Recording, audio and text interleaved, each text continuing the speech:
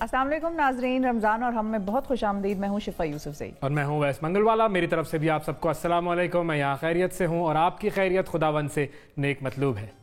आज की इस ट्रांसमिशन का आगाज़ भी अल्लाह ताला के बाबरकत नाम से करेंगे और आज जो नाम चुना है वो है अल-मुक़ीत। अच्छा, अल-मुक़ीत बिल्कुल बड़ा मशहूर नाम है ये, और इसके मतलब के बारे में बहुत सारे लोग कुछ अलग अलग बातें करते हैं। एक तो ये होता है कि वो क़ुव्वत वाला है, बहुत ज़्यादा क़ुव्वत वाला, ताकत वाला, क्योंकि मुक़ीत जो है उसका रूट वर्ड जो है वो काफ और क़ुव्वत से निकलता है। तो इस हवाले से लोग ये कहते हैं कि ये जो नाम है वो क़ुव्वत के ज़ुमरे में आता है। लेकिन जो असल इस नाम की जो माने हैं वो है क़ुव्वत और तवानाई देने वाला, वो जिसे हम अंग्रेज़ी में कहते हैं ना नरिशर, जो नरिशमेंट आपको प्रोवाइड करे। जब आप कुछ बहुत अच्छा खाना खाते हैं तो उससे आपको मिलती है एनर्जी, नरिशमेंट। तो वो जो क़ुव्वत और तवानाई है वो उस रिस्क से आपके जिस्म में मुंतकिल करने वाला वो अल्लाह ताला है, जिसने उस रिस्क को आपके लिए क़ुव्वत और तवानाई का ज़रिया बना दिया। और फिर वो चूँकि हर चीज़ का बनाने वाला है, बिल्कुल जानदार बेजान पूरी कायनात उसी ने बनाई है, तो हर चीज़ जो उसने बनाई है उसको क़ुव्वत देने वाला, उसको तवानाई देने वाला वही रब्बे ज़ुल जलाल है। और यहाँ पर फिर दो और इसके अंदर डायमेंशंस आ जाती हैं। दो डायमेंशंस हैं। एक तो ये कि जिस्मानी क़ुव्वत जो हमें खाने पीने से मिल जाती है, ज़िंदगी गुजारने में मदद देती है। लेकिन दूसरी चीज़ है रूहानी क़ुव्वत, वो जो रूह की क़ुव्वत है, रूह की नरिशमेंट, रूह की ग़िज़ा जिसे हम कहते हैं, वो भी वही देने वाला है। और वो देता है ईमान के ज़रिए। तो वो जिसके दिल में ईमान होगा उसकी रूह को भी क़ुव्वत मिलती रहेगी, उसके दिल को भी क़ुव्वत मिलती रहेगी, और फिर उस दिल की क़ुव्वत से उसकी ज़िंदगी और उसकी जो आखिरत के मामलात हैं वो इंशाअल्लाह अल्लाह ताला जो है वो आसान कर देगा। और चूँकि रोज़े का मामला है और रोज़ा भी एनर्जी से ही रिलेटेड है, हम सब यही जानते हैं। लेकिन उसमें भी हमें रूह की क़ुव्वत चाहिए ताकि जिस्मानी जो क़ुव्वत है उसको हम थोड़ी देर के लिए पीछे रखें। थोड़ी देर जिस्मानी क़ुव्वत को हम रोकते हैं, जिस्मानी क़ुव्वत हासिल करना, और उसकी बुनियाद पर तक़वा, वो जो रूहानी क़ुव्वत है वो अल्लाह ताला हमें देते हैं। और सूरह निसा में अल्लाह ताला ने अपने इस नाम का जिक्र किया है, इस क्वालिटी का जिक्र किया है जो कि अल-मुक़ीत की क्वालिटी है। इसका जिक्र अल-निसा में हुआ है। और अब इससे अंदाज़ा लगा लीजिए, यहाँ पर हम बात को ख़त्म करते हैं कि अल-निसा जो है वो ख़वातीन के हवाले से है, तो ख़वातीन में फिर कितनी क़ुव्वत अल्लाह ताला ने डाली होगी इसका आप अंदाज़ा लगा सकते हैं उनके मामले। बड़ा खूबसूरत इंतखाब था वैसे आज का आपका।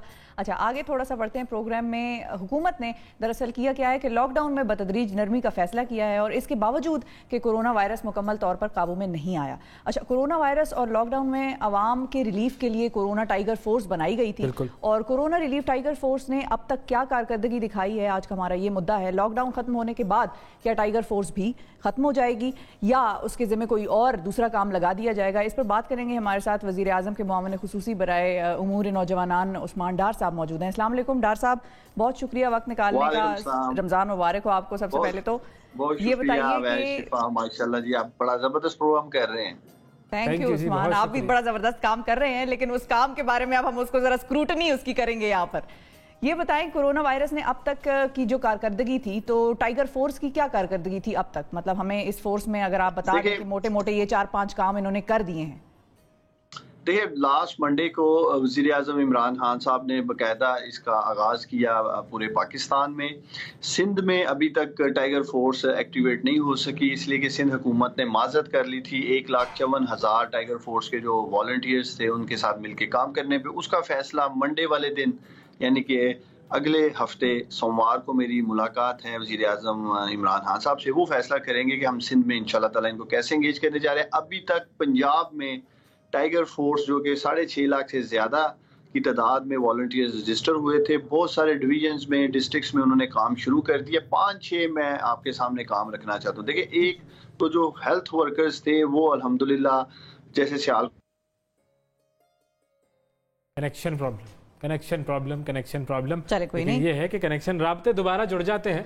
राब्ते होते ही टूटने और जुड़ने के लिए जो राब्ता टूटता है जब जोड़ना चाहिए, उसको जोड़ना चाहिए और ज्यादा मजबूती से जुड़ना चाहिए बल्कि, तो इसीलिए राब्ते जो है वो अपने बहाल करने की हम कोशिश करते हैं। अच्छा, मुझे वैसे ये इंटरेस्टिंग एस्पेक्ट लग रहा है जो अभी तक हमें उस्मान डार साहब ने बताया कि सिंध में, सिंध के हवाले से आप वज़ीर आज़म से वो मिलेंगे, तो सिंध में क्या होगा कोरोना टाइगर फोर्स का मामला, ये वो हुकूमत ने मना कर दिया था कि हम टाइगर फोर्स को अपने काम में नहीं लेकर आएंगे। अब ये यहाँ पर ये भी हमें रीजन जानने की जरूरत है कि उन्होंने क्यों मना कर दिया। हाँ। एक तो पहले उनके एतराजात थे कि ये फोर्स जो है वो पॉलिटिकल मकासद के लिए इस्तेमाल होगी और इसमें जो लोग शामिल हो रहे हैं वो भी सियासी लोग होंगे और पीटीआई हुकूमत को वो जो कि पसंद करते होंगे तो वो लोग आ जाएंगे यहाँ पर। तो इस हवाले से थोड़ी सी सियासत हमें यहाँ पर नजर आई थी, लेकिन उसूलन होना यही चाहिए ज़ाहिर है कि जो फोर्स है वो हर जगह पर काम करे, क्योंकि काम करने के लिए है। उस्मान डार साहब हमारे साथ मौजूद हैं। उस्मान साहब, राब्ता मुनक़ता हो गया था, आप बता रहे थे कि क्या क्या काम 4-5 जो हैं वो किए हैं अभी तक टाइगर। और हेल्थ वर्कर्स बड़ा ज़बरदस्त काम कर रहे हैं। उसके बाद जो मसाजिद के SOPs थे तरावियों के वक्त या जुमा की नमाज के वक्त, उनमें बड़ा ज़बरदस्त रिस्पांस रहा हमारा टाइगर फोर्स का।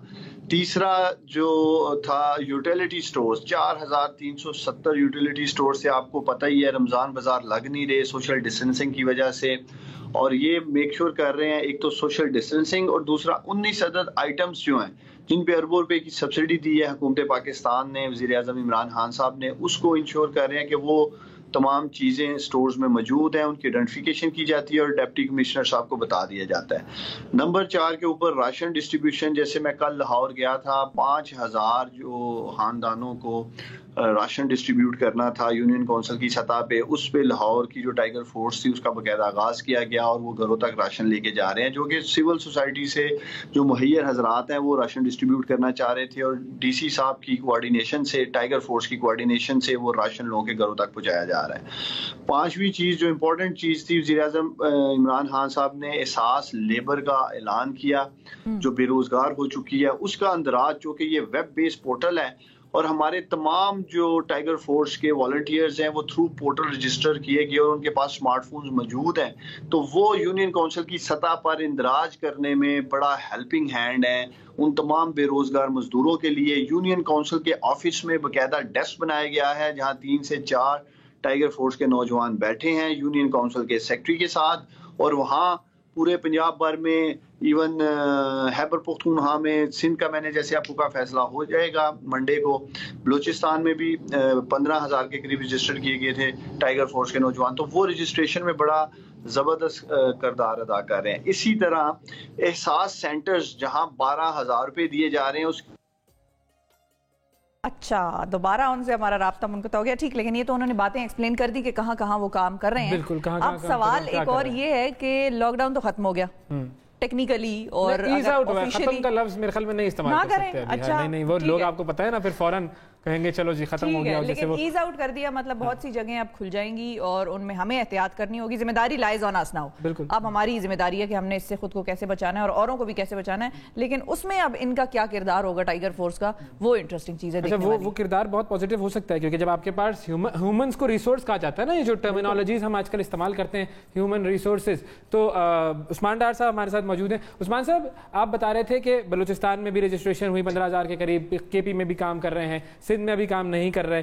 अच्छा, अब ये सारे काम तो है, एक तो खदशा लोगों को ये है कि इनकी अपनी जो हिफाजती इंतजामात हैं वो क्या है इस फोर्स के, क्योंकि जाहिर है लोग डरे हुए हैं कि भाई कोरोना फैल रहा है, तो इन लोगों को क्या हिफाजती इक्विपमेंट, को हिफाजती गियर दिया गया है? देखिए, ये मैं आपको दिखाना चाहता हूँ, ये हमने एक मास्क जो है टाइगर फोर्स का, ये सियालकोट में मैंने खुद से बनवाया है और मैं डोनेट कर रहा हूँ जो भी टाइगर फोर्स के जवान आगे आए हैं। वैसे तो हम उनको सादा मास्क भी दे रहे हैं जो मौजूद है डिप्टी कमिश्नर साहब के पास जो है। हम इंश्योर करेंगे कि इनकी जो हेल्थ सिक्योरिटी है, सेफ्टी है, वो सबसे पहले होनी चाहिए। तो मास्क हम इनको दे रहे हैं, लेकिन उसके बावजूद मैं तमाम टाइगर फोर्स के जो वॉलंटियर्स हैं उन्हें अपील करना चाहूँगा, जब वो खुद भी जाएँ उनको डिस्ट्रिक्ट इंतजामिया की तरफ जो मास्क मिले वो पहने। हमें जिम्मेदारी से, समझदारी से ये तमाम तर काम करना है। और दूसरा मैं खास शुक्रिया अदा करना चाहता हूँ अवैस, वो इसलिए कि जो टर्न आउट है, जो रिस्पांस टाइम, जो रेशो है, वो बड़ी ही जबरदस्त है। अगर हम 1000 टाइगर फोर्स के नौजवानों को कॉल कर रहे हैं थ्रू सिस्टम बेस्ड, एक तो मैं आपको कौम को ये बताना चाहता हूँ, पाकिस्तान सिटीजन पोर्टल से बकायदा इनको मैसेजिंग की जाती है, सॉफ्टवेयर से, सिस्टम से। कुछ लोगों को टेलीफोन कॉल की जा रही है और वो बकायदा सारे स्टैटिस्टिक्स जो ड्यूटियां परफॉर्म कर रहे हैं, जिम्मेदारियां परफॉर्म कर रहे हैं, वो इंशाल्लाह ताला नेक्स्ट वीक मीडिया के सामने भी रखूंगा, कौम के सामने भी रखूंगा, नौजवानों के सामने भी रखूंगा। वो रजिस्टर की जा रही हैं और जब इनको कॉल करते हैं हम थ्रू ऐप जो सिटीजन पोर्टल है, तो उसमें 60% 50%, 40% तहसील की सतह पे मैं बात कर रहा हूँ। डिस्ट्रिक्ट सियालकोट में 4 तहसीलें हैं। तहसील पसरूर में 100% रिस्पांस रहा नौजवानों का। डिस्ट्रिक्ट ये तहसील सियालकोट में तकरीबन 60% रिस्पांस रहा, तो बड़ा अच्छा यानी कि अब ये जो है ये जब भी लोग निकलेंगे, बाहर जाएंगे, अपनी तहसीलों के यूनियन काउंसिल्स के ऑफिस जाएंगे, वहां पर ये नौजवान काम करते हुए नजर आएंगे उन्हें, ये तो तय है। आ रहे हैं बकायदा। अगर आप सोशल मीडिया पेजेस देखें, जो prime minister corona relief tiger force का फेसबुक पेज है, ट्विटर अकाउंट है, इंस्टाग्राम है, जो दीगर सोशल मीडिया अकाउंट्स हैं या फेसबुकों पे ये खुद भी अपलोड कर रहे हैं। मैं टू बी ऑनेस्ट आपको बताऊं, मेरी एक्सपेक्टेशन से बढ़कर रिस्पांस किया है पाकिस्तान के बहादुर नौजवानों ने, क्योंकि ये फीसदिला काम कर रहे हैं बगैर किसी मुआवजे के। जब ये वबा खत्म होगी तो फिर इस कोरोना फोर्स के हवाले से क्या लायामल है, उनसे फिर क्या काम करवाए जाएंगे? देखिए, जब कोरोना का ये वबा का सिलसिला खत्म होगा, जब ये जिम्मेदारियां पूरी कर लेंगे, एक तो इनको प्राइम मिनिस्टर इमरान खान साहब की तरफ से ऑनररी सर्टिफिकेट दिया जाएगा एप्रिसिएशन का, जो माशाल्लाह इन्होंने खिदमत सर अंजाम दी होंगी।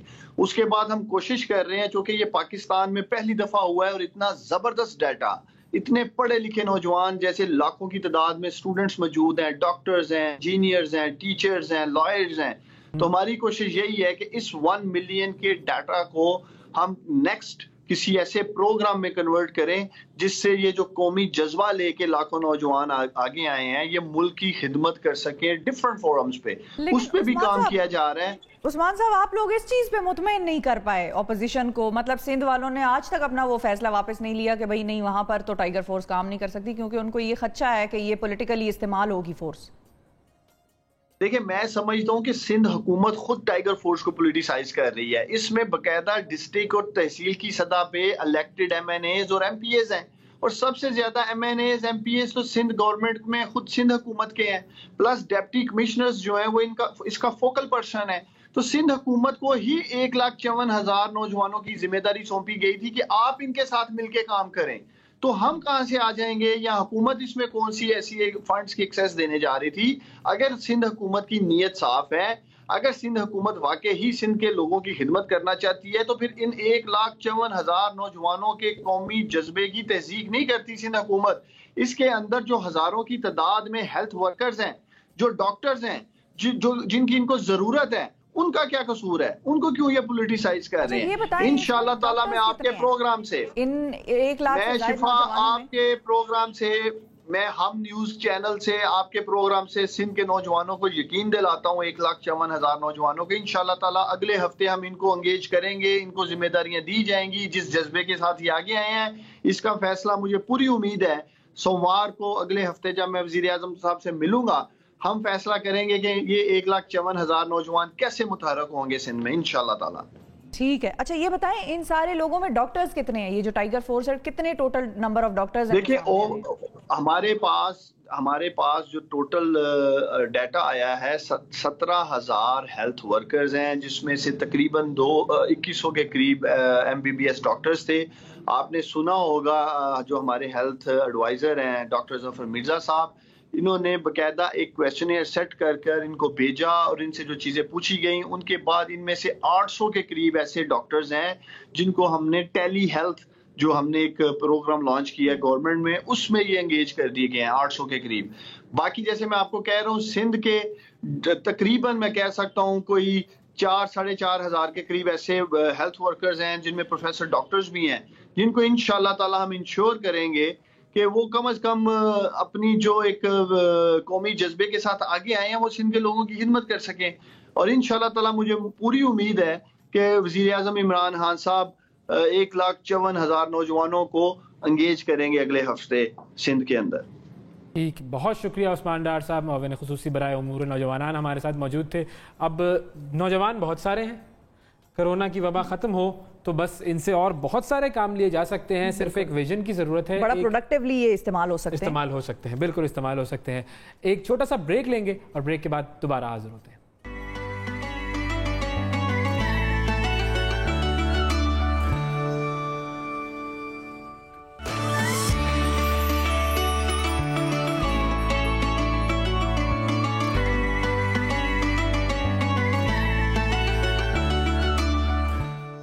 वेलकम बैक रमज़ान और हम में एक मरतबा फिर खुशामदीद। पाकिस्तान में गुज़िश्ता 24 घंटों के दौरान 1908 नए कोरोना केसेस सामने आए हैं। ये एक ही दिन में सामने आने वाले कोरोना केसेस की अब तक की सबसे बड़ी तादाद है। इसी तरह कल यानी कि 8 मई को 1764 नए अफराद में कोरोना वायरस की तस्दीक की गई थी।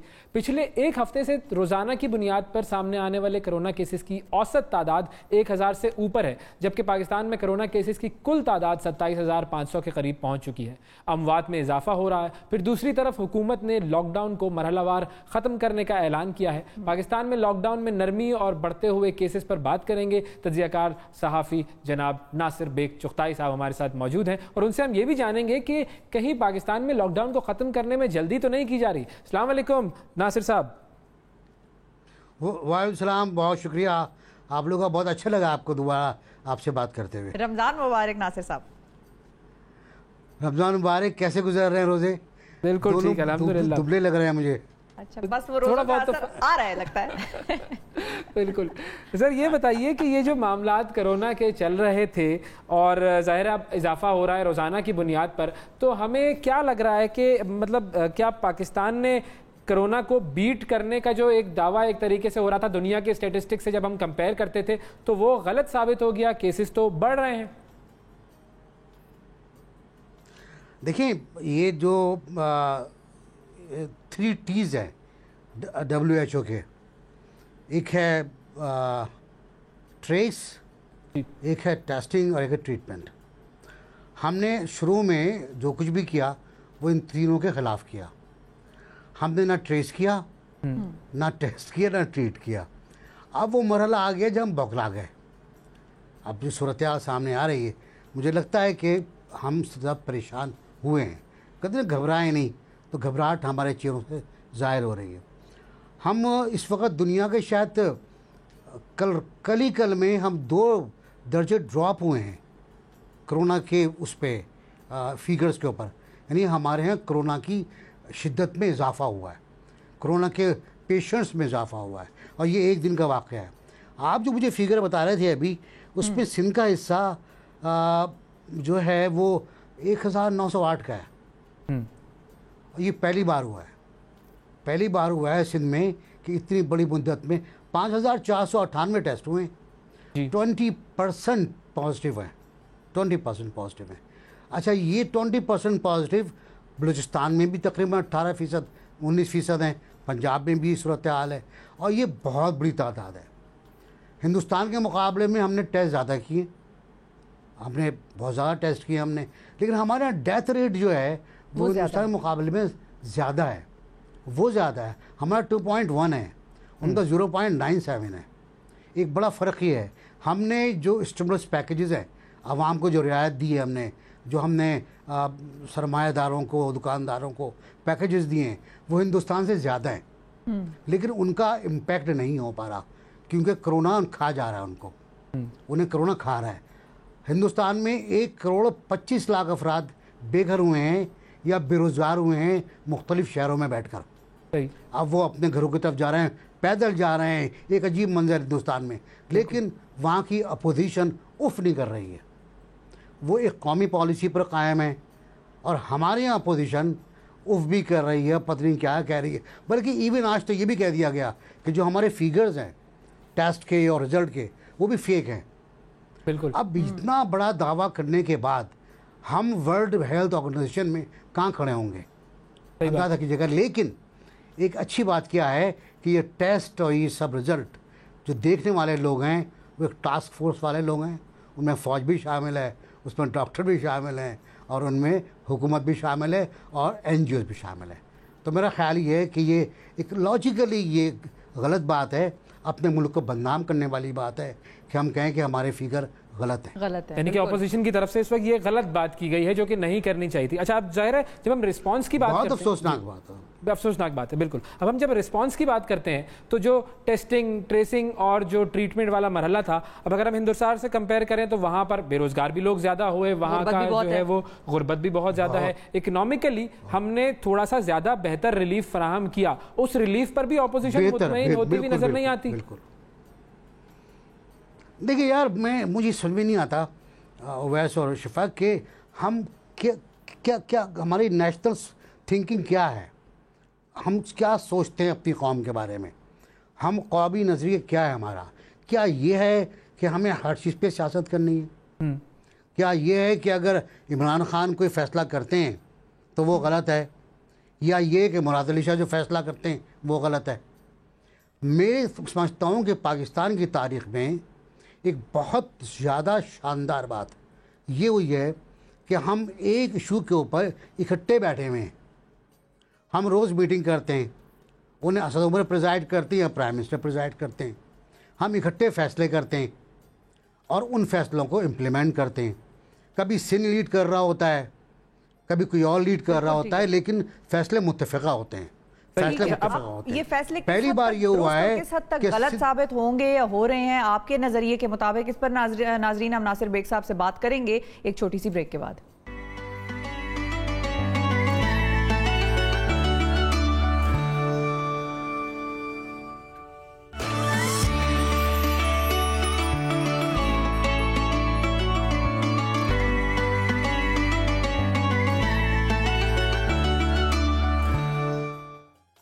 वेलकम बैक रमज़ान, और हम में एक मरतबा फिर खुशामदीद। नासिर बेग चुगताई साहब हमारे साथ मौजूद हैं। नासिर साहब, अगर हम बात को आगे बढ़ाएं और ये जानने की कोशिश करें कि हुकूमत क्या ऐसा बेहतर कर सकती थी कि हालात बेहतर होते, मज़ीद इससे कुछ नंबर्स में इम्प्रूवमेंट हमें नज़र आती, क्या ऐसा कोई आपके जहन में है बात कि ये चीज़ें हमें फॉलो करनी चाहिए थी, ये स्टेप्स लेने चाहिए थे?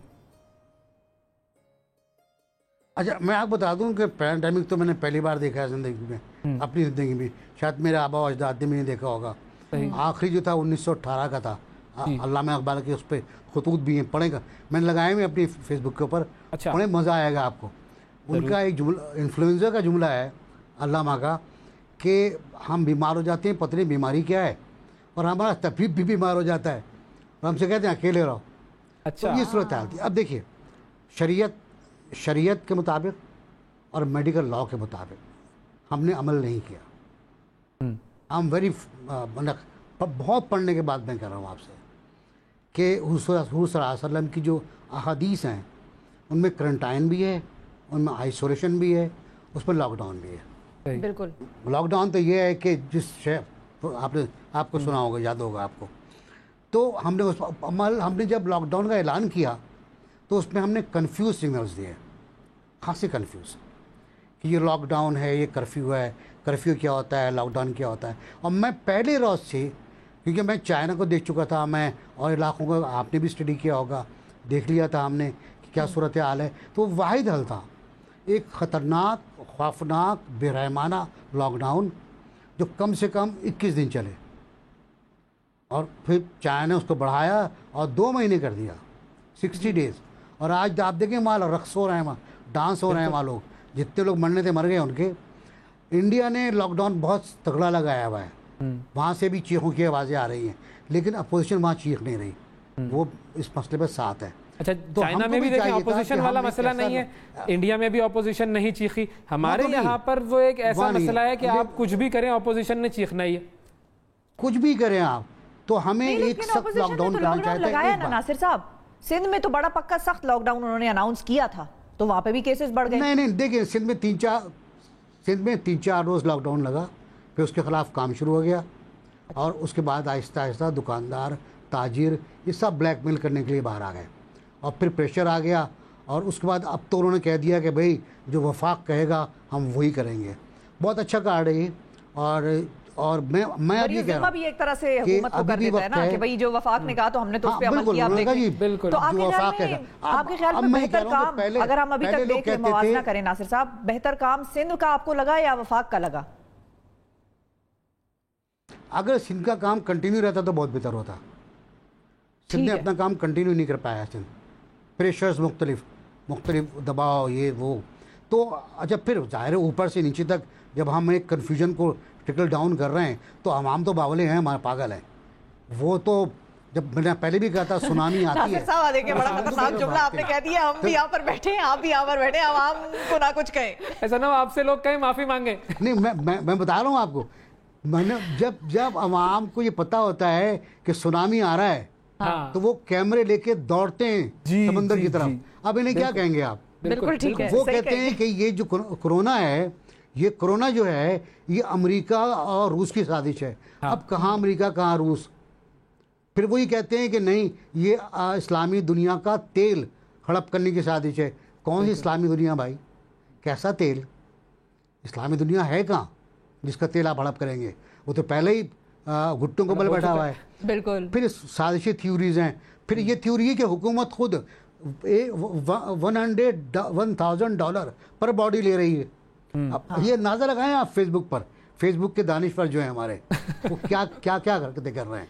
नासिर साहब, आप दानिश्वर सिर्फ फेसबुक पे तो नहीं है ना, दानिश्वर जो है वो हमारे पार्लियामान में भी है, और पार्लियामान में डिवीजन है, और वो डिवीजन एक तरफ ट्रेजरी बेंचेस की है, दूसरी तरफ अपोजिशन की है। अब एक नया डिबेट भी शुरू हुआ है सोशल मीडिया पर भी और मीडिया पर भी, पार्लियामेंट के इजलास के हवाले से। अब जो कि होगा कल से गालिबन वो इजलास शुरू हो रहा है, हफ्ते से या पीर से, लेकिन ये है कि अब उस इजलास के लिए 450 पार्लियामेंटेरियंस हैं, उसमें फिर पार्लियामेंट का जो अपना स्टाफ है, लोग होंगे, PROs, PSOs, इन सब के दफ्तरों में काम करने वाले, वहां पर मैनेजमेंट करने वाले, उसका ये नंबर आप लगा लें कम से कम 1000।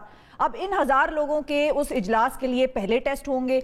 6,000 रुपए का एक टेस्ट है, 27 लाख रुपए जो है वो सिर्फ 450 पार्लियामेंटेरियंस का टेस्ट की अगर मैं आपको बताऊं कितनी रकम हमें मुख्तस करनी है तो वो 27 लाख रुपए है सिर्फ 450 पार्लियामेंटेरियंस की। स्टाफ अभी मैंने इसमें इंक्लूड नहीं किया।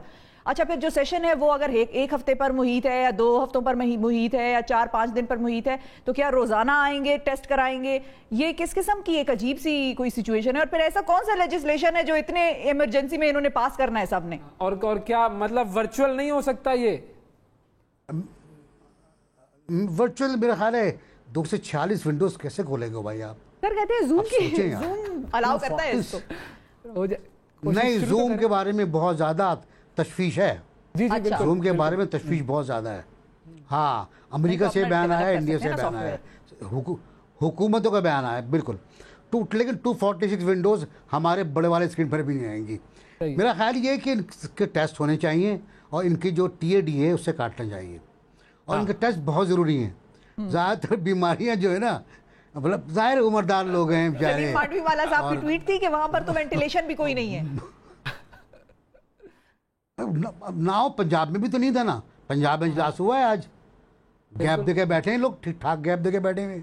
और उसमें बुखारी को मैंने देखा कि वो मास्क लगाए हुए चिल्ला रही थी, कभी उतार रही थी, कभी लगा रही थी, बड़ा मजा आ रहा था मुझे। चिल्लाने का शौक शायद पूरा नहीं होगा, वरना तो बहुत सारे काम वर्चुअली हो सकते हैं। लेकिन ये इंटरेस्टिंग होगा, देखना होगा इन दिनों में कौन सी लेजिस्लेशन आएगी। पार्लियामेंट का इजलास शायद नैब के लॉ के लिए होगा, मेरा ख्याल है। 18वीं तरमीम वाला तो कोई मामला नहीं है ज़ेरे गौर? नहीं, ना PTI के पास है वो, ना किसी और के पास है, ना PTI उसको मंजूर करा सकती है, ना ऐसी कोई सोच है। देखिए, मैं एक बहुत क्लियर बात करूं आपसे कि 18वीं तरमीम यकीनी तौर पर कोई सहीफा नहीं है, लेकिन एक बहुत इम्पोर्टेंट डॉक्यूमेंट है हमारा सोशल कॉन्ट्रैक्ट की, जो पार्लियामेंट ने मंजूर की है, और पार्लियामेंट ही उसमें अमेंड कर सकती है। वो कोई आप यही नहीं कर सकते, इस पर बात नहीं हो सकती, इस पर बात होनी चाहिए। और मेरा ख्याल है कुछ शोबे ऐसे हैं जिस पर बात होनी चाहिए। हमारे दोस्त रज़ा रब्बानी, मेरा क्लास फेलो तो खानी यूनिवर्सिटी फेलो हैं, हमने बहुत साथ काम भी किया है तलबा तंजीमों में, और बहुत अच्छे आदमी हैं, बहुत दानिश्वर आदमी हैं, लेकिन यकीनन कुछ चीज़ें छोड़ गए हैं, कुछ लूप होल्स छोड़ गए हैं। सबसे बड़ा लूप होल्स बताऊँ मैं आपको क्या है कि 18वीं तरमीम NFC अवार्ड के बाद आई है। हाँ जी, हाँ, बिल्कुल तो उसमें सूबों के माली वसाइल और कम हो गए। बिल्कुल। 18वीं तरमीम में सेहत और तालीम 2 ऐसे मसाइल हैं जो डिवाइडेड हैं जी। अब टिड्डी दल का हमला होने वाला है, किसने करना है? हाँ, कौन हमला करेगा, कौन दिफा करेगा, ये मसला है। लेकिन ये है कि इस पर अभी कोई ऐसी डिबेट होनी नहीं है जो कि पार्लियामेंट में हो, लेकिन मामला इंटरेस्टिंग है। मेरा ख्याल है कोई नहीं होनी, कोई नहीं होनी। ठीक है, इस पर हम किसी दिन आपसे अलग से बात करेंगे ताकि ये मामला भी जरा लोगों के सामने खुले। शुरू होने दें, हाँ, फिर उसके बाद आपसे दोबारा इस पर डिस्कशन करेंगे। बहुत शुक्रिया नासिर बेग चुगताई साहब, आपने वक्त निकाला। अच्छा जी, तो ये तो थी जी नासिर बेग चुगताई साहब और कोरोना की सूरत हाल, हुकूमत की सूरत हाल पर बात कर रहे थे। अब हम कहाँ जा रहे हैं? क्या हम ब्रेक पर जा रहे हैं या अगले गेस्ट पर जा रहे हैं? हम अगले गेस्ट पर जा रहे हैं और बड़े खास ही हमारे गेस्ट हैं। कोरोना वायरस की नाजरीन, जब वबा में टेनिस हीरो जो हैं इसामुल हक साहब, उनकी फाउंडेशन है stop war and start tennis, जंग रोको और टेनिस शुरू करो। उसने जो है रिज की एक एहसास मुहिम का वो हिस्सा बनी है और एहसास जो मुहिम है एहसास करो उसका नाम है मुहिम का, उसके जरिए गरीब और जरूरतमंदों में राशन की तकसीम की जा रही है। इसामुल हक साहब किस तरह एहसास करो मुहिम में काम कर रहे हैं, उन्हीं से जानते हैं। इसामुल हक साहब हमारे साथ मौजूद है। अस्सलाम वालेकुम इसाम। जी अस्सलाम वालेकुम। रमजान मुबारक सबसे पहले आपको, कैसे हैं? ठीक ठाक हैं? आपको भी खैर मुबारक जी। रमजान सब पाकिस्तानियों को मुबारक, सब मुसलमानों को मुबारक और आपको भी अल्लाह का शुक्र, बहुत शुक्रिया, थैंक यू। कैसा गुजर रहा है इस मर्तबा आपका रमजान?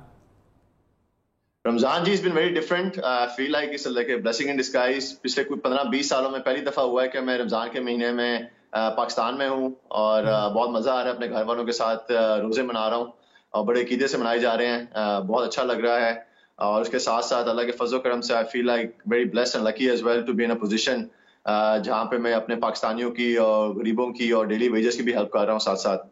तो it's been very good so far.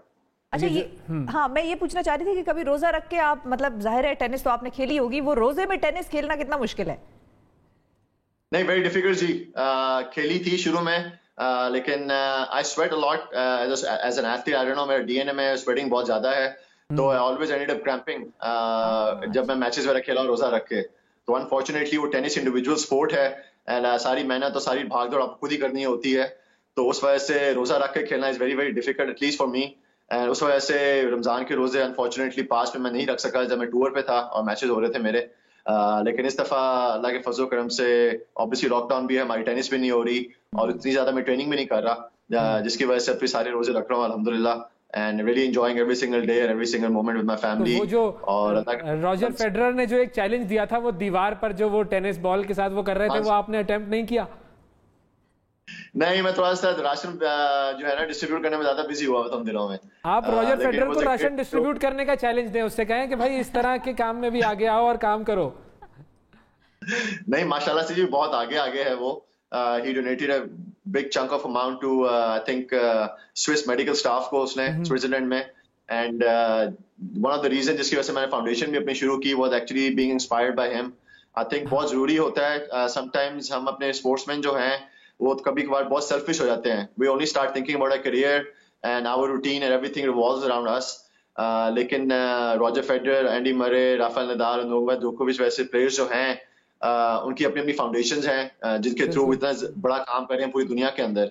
And I think उससे मुझे भी रियलाइजेशन हुई कि I think I can use tennis as a platform to help and to see the bigger picture also and to use this platform to help the needy and the poor not just in Pakistan but all over the world. और अल्लाह के फजल करम से been very blessed because of tennis कि मैंने बहुत बड़ी बड़ी ऑर्गेनाइजेशंस जो हैं जैसे यूएन है, यूनिसेफ है, WWF है, उसके अलावा पीस एंड स्पोर्ट्स जो है ऑर्गेनाइजेशन, इन सब ऑर्गेनाइजेशंस के साथ मैंने काम किया है and they also made me realise the bigger picture and it's just not all about tennis.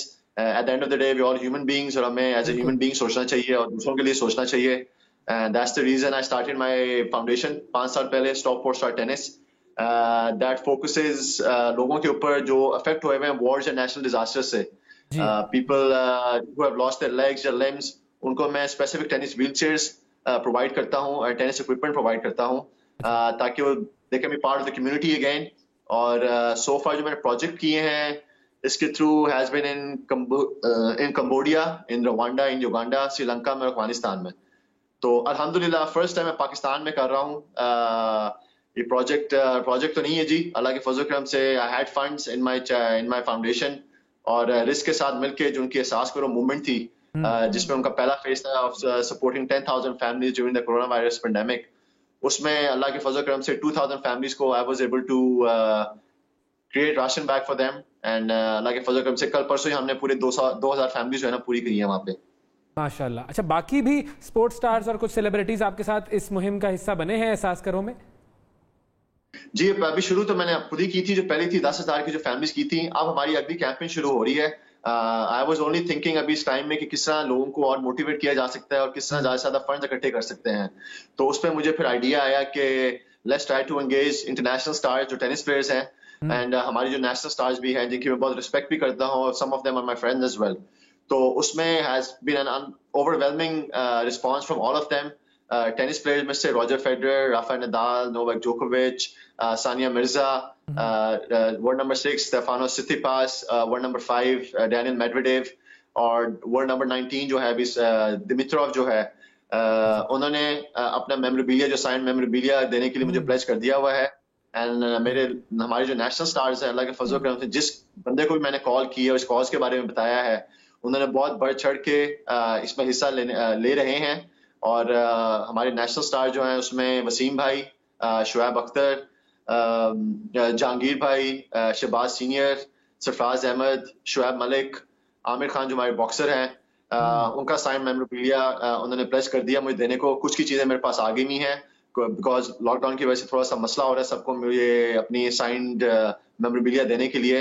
ये चीजें इंशाल्लाह मैं इकट्ठी कर रहा हूँ जी, और इसके through I am gonna do a digital auction भी, और नेशन वाइड ऑक्शन भी करूंगा मैं, एंड होपफुली वर्ल्ड वाइड भी। वो इंशाल्लाह कल पूरी वेबसाइट भी तैयार हो जाएगी जहाँ पे लोग बिडिंग कर सकते हैं, और जो भी सारे फंड्स रेज होंगे इंशाल्लाह उसके थ्रू जो है ना सारे के सारे हम राशन डिस्ट्रीब्यूट करेंगे इंशाल्लाह। क्या बात है, बहुत जबरदस्त। अच्छा, हम जब आखिरी मर्तबा जब हमारी आपसे बात हुई थी तो आपने बताया था कि कुछ ही अरसा पहले आप रिश्ता अज़दवाज में भी मुंसलिक हुए, शादी हुई आपकी, तो आपकी बेगम साहिबा जो हैं वो कितना आपको असिस्ट कर रही हैं इन तमाम कामों में? असिस्ट माशाल्लाह से जी, she is been helping me out big time, और उसको मैंने कह दी she also wants to help people out. और जब पहले भी बात हो रही थी हमारी और after marriage as well, and basically she is part of my foundation as well. मेरे कोई इंस्टाग्राम पेज नहीं थे स्टॉक पोस्टर टेनिस के, ना फेसबुक पेज थे, ना मेरा कोई ट्विटर पेज था। तो I gave her the responsibility को उसका इंचार्ज ले, और नाउ अल्लाह के फजल करम से I have an Instagram page also stock poster tennis के लिए, I have Facebook page as well, और ट्विटर अकाउंट भी है। तो उसको भी थोड़ा सा मैंने बिजी किया हुआ इस चीज के अंदर, लेकिन लॉकडाउन की वजह से इतना ज्यादा इन्वॉल्व नहीं हो पा रही। लेकिन I have full support of her, and पूरी तरह मुझे सपोर्ट कर रही है, and I am going to some meetings वगैरह, और राशन देने भी जब मैं जा रहा हूँ तो she totally understands it, and make sure कि मैंने सारी जो है प्रिकॉशनरी मेजर्स में ले रहा हूँ। मेरे ग्लव्स का पूछती है, मेरे मास्क का पूछती है, आके मेरे जो कपड़े आते हैं जब आता हूँ तो she is the one that puts them to washing as well straight away, and asks me to without, तो सारा ख्याल उन्होंने ही रखना है ना अब आपका। अच्छा, वो एक और चीज कि एक स्पोर्ट्स पर्सन की हैसियत से आपकी इफ्तार की जो मेन्यू है उसमें क्या होता है, और वो जो आपकी जो बेटर हाफ हैं वो क्या क्या बनाकर आपको खिला रही हैं आजकल? अल्लाह के फजल करम से she is a great cook, and she loves making desserts also. क्या कह रही हैं? फिर तो मैंने कहा बोनस हो गया, एक तरफ फाउंडेशन में हेल्प कर रही है, दूसरी तरफ पकाती भी बहुत अच्छा है। नहीं, big time it's not easy. अफ्तारी ऑब्वियसली काफी, मैंने कहा है बहुत अरसे के बाद मैं रमजान में घर पे हूँ, और सबके लिए वो पकौड़े और समोसे और जलेबियां ऑल दीज थिंग्स वो बनी होती हैं, बन तो रही हैं माशाल्लाह से। मेरे पेरेंट्स हम जॉइंट फैमिली में रहते हैं, और मेरा बहन भाई भी हैं, लेकिन I try to avoid them जितना मैं कर सकता हूँ। इज वेरी इंपॉर्टेंट ऑल्सो, क्योंकि अगर आप उस चीज में लग जाएं, पड़ जाएं, तो बहुत जल्दी से वेट गेन हो सकता है। तो as an athlete she also understands, तो इतनी ज्यादा चीजें, वो फ्राइड चीजें नहीं रखती अफ्तारी के वक्त, लेकिन अल्लाह के फजल करम से इज बीइंग ग्रेट सो फार। और बस मोस्टली रमजान में सिर्फ फैमिली के साथ टाइम स्पेंड कर रहा हूँ ऑब्वियसली लॉकडाउन वगैरह के अंदर, और जब भी अगर कभी निकलता हूँ घर से बाहर तो it's only for distributing ration bags, और या अपनी कैंपेन जो है स्टॉक पोस्टर टेनिस के थ्रू ज्यादा से ज्यादा लोगों की हेल्प कर सकूँ, तो वही हो रहा है। और एक चीज मैंने सिर्फ कहनी थी पाकिस्तानी कौम को भी, I would just like everyone to be part of this campaign if they can in one way और द अदर। और ये साइकिल तो मैंने इंशाल्लाह शुरू कर रहा हूँ मैं, about just trying to generate as many funds as possible through this auction, और कोशिश है रमजान के महीने में इंशाल्लाह जो है 10,000 से ज्यादा फैमिलीज के लिए हम जो है ना फंड इकट्ठे कर सकें, एंड आगे टारगेट है हमारा। सबसे बड़ा स्पोर्ट्स प्लेयर छोड़ दिया आपने, मेरा ख्याल है उसका बैट तो आप सबसे पहले ले लें, बल्ला होगा उनका, वो आप ले लें और वो भी इस ऑक्शन में डालें। बता दें आप किसकी बात कर रहे हैं? वज़ीर आज़म साहब इमरान खान साहब का बल्ला आप मिस कर रहे हैं यहाँ पे। नहीं, मिस तो नहीं कर रहे जी, hopefully in the longer run we'll have his support as well.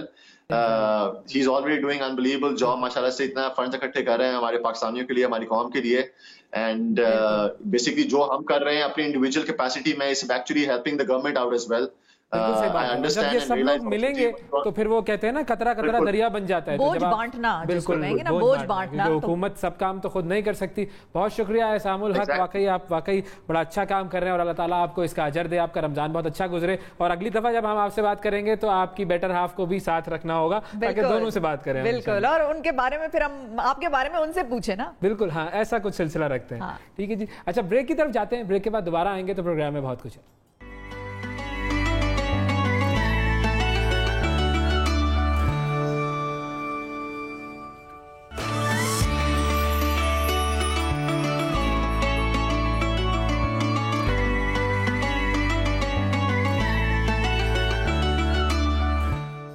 Welcome back Ramzan, और हम एक मरतबा फिर खुशामदीद। अब मैं आपको एक ऐसी जगह लेकर जाता हूँ जिसके हवाले से मैं ये बिल्कुल कह सकता हूँ कि आपने इसका नाम भी नहीं सुना होगा। हैं? बिल्कुल। कौन सी जगह? आप इधर उधर फिरती रहती हैं, ज्योग्राफी के बारे में आप मालूमात हासिल करती रहती हैं, घूमती रहती हैं मुल्कों, लेकिन ये जगह है जिसके बारे में आपको पता ही नहीं होगा। अच्छा, चले बताएं। ठीक है, हो जाए। हाँ, इस जगह का नाम है कोमोरोस। सुना है? नहीं सुना? चलें फिर देख लेते हैं कोमोरोस के बारे में।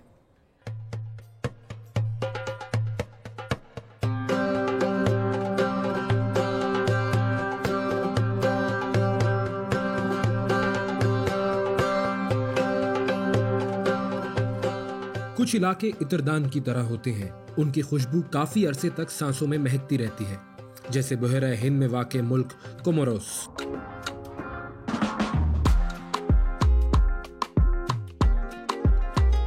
कोमोरोस गुमनाम सा जजीरा लगता है। शायद इसी गुमनामी की वजह से इस मुल्क में दुनिया की महंगी तरीन नबातात उगाई जाती हैं। कोमोरोस दुनिया में सबसे ज्यादा यांगलांग फूल पैदा करता है। यांगलांग फूल से कशीद करदा ऑयल दुनिया के महंगे तरीन परफ्यूम्स में इस्तेमाल होता है। इस तरह कोमोरोस वनीला की पैदावार के लिहाज से दुनिया का दूसरा सबसे बड़ा मुल्क है। यांगलांग और वनीला की खुशबू, समुंदर का गहरा नीला पानी और सफेद रेत, ये मुल्क हुस्न का इत्र लगता है। कोमोरोस, जिसे इत्तेहाद अल कमरी कहा जाता है, 4 जजायर पर मुश्तमिल इस्लामी मुल्क है जो अफ्रीका के शिमाली साहिल पर अबनाए मोजम्बिक के शुमाली सिरे पर वाक़े है। चारों तरफ से समुंदर में घिरा ये मुल्क मोजम्बिक और मडागास्कर जजायर के दरमियान वाक़े है। इसका कुल रकबा 1862 मुरब्बा किलोमीटर है। इस मुल्क की आबादी 9 लाख के करीब है, जिसमें से 98% मुसलमान हैं। मोरोनी कोमोरोस का दारुल हुकूमत है। इस मुल्क की 3 सरकारी जबानें हैं, कमोरियन, अरबी और फ्रांसीसी। यूनियन ऑफ कोमोरोस या इत्तेहाद अल कमरी का नाम कमर यानी चांद से निकला है। ये नाम फ्रांसीसी में कोमोर और अंग्रेजी में कोमोरोस हो गया। नाम की बिना पर इस मुल्क को अफ्रीका का चांद भी कहा जा सकता है। कहा जाता है कि एक ओमानी मल्लाह ने पहली मर्तबा इस जजीरे को देखा तो उसके मुंह से निकला अल कमर। तब से ये मुल्क अल कमर के नाम से जाना जाता है। ओमानी मल्लाह इन जजायर को खुशबू के जजायर भी कहते थे। कोमोरोस बुनियादी तौर पर अफ्रीकी नस्ल के लोग हैं जो पहली सदी ईस्वी में यहाँ आकर आबाद हुए। इस्लाम की आमद के बाद अरब ताजिरों के जरिए यहाँ इस्लाम फैला। 16वीं सदी तक यहाँ अरबों का गलबा रहा। 1514 में यहाँ पुर्तगालियों ने कब्जा कर लिया। इसके बाद यहाँ मडागास्कर के मलागासी कज़ाक काबिज रहे। फ्रांस ने 1841 में कोमोरोस में अपनी पहली नौ आबादी कायम की। 1912 में मुकम्मल कब्जे के बाद 6 जुलाई 1975 तक यहाँ फ्रांस का कब्जा रहा। गजाली उस्मानी कोमोरोस के मौजूदा सदर हैं। कोमोरोस की एक खास बात यह है कि यहाँ कोई ATM मशीन मौजूद नहीं है। यहाँ सारी ट्रांजैक्शंस बैंक के तवस्सुत से ही होती हैं। कोमोरोस के ग्रैंड कोमोरोस जजीरे पर माउंट करथाला दुनिया के सबसे बड़े आतिशफशां पहाड़ों में से एक है, जहां आतिशफशानी का सिलसिला मुसलसल जारी रहता है। दुनिया की सबसे बड़ी और नायाब चमगादड़ लिविंगस्टोन्स फ्रूट बैट, जिसे कोमोरोस फ्लाइंग फॉक्स भी कहा जाता है, दुनिया में सिर्फ कोमोरोस के अंजुआन और मोहाली जजीरे पर पाई जाती है। कोमोरोस जजीरों पर यंगलांग और वेनिला के अलावा लौंग और नारियल उगाए जाते हैं, जिनका तेल दुनिया भर में बरामद किया जाता है। रमजानुल मुबारक में कोमोरोस के तमाम शहरी एक खानदान की तरह इकट्ठे हो जाते हैं। रमजान का चांद देखने के लिए लोग टॉर्च लेकर घरों से निकल आते हैं। जब चांद नजर आता है तो टॉर्च की रोशनी पानी में डालते हैं, जिससे एक खूबसूरत समा पैदा हो जाता है।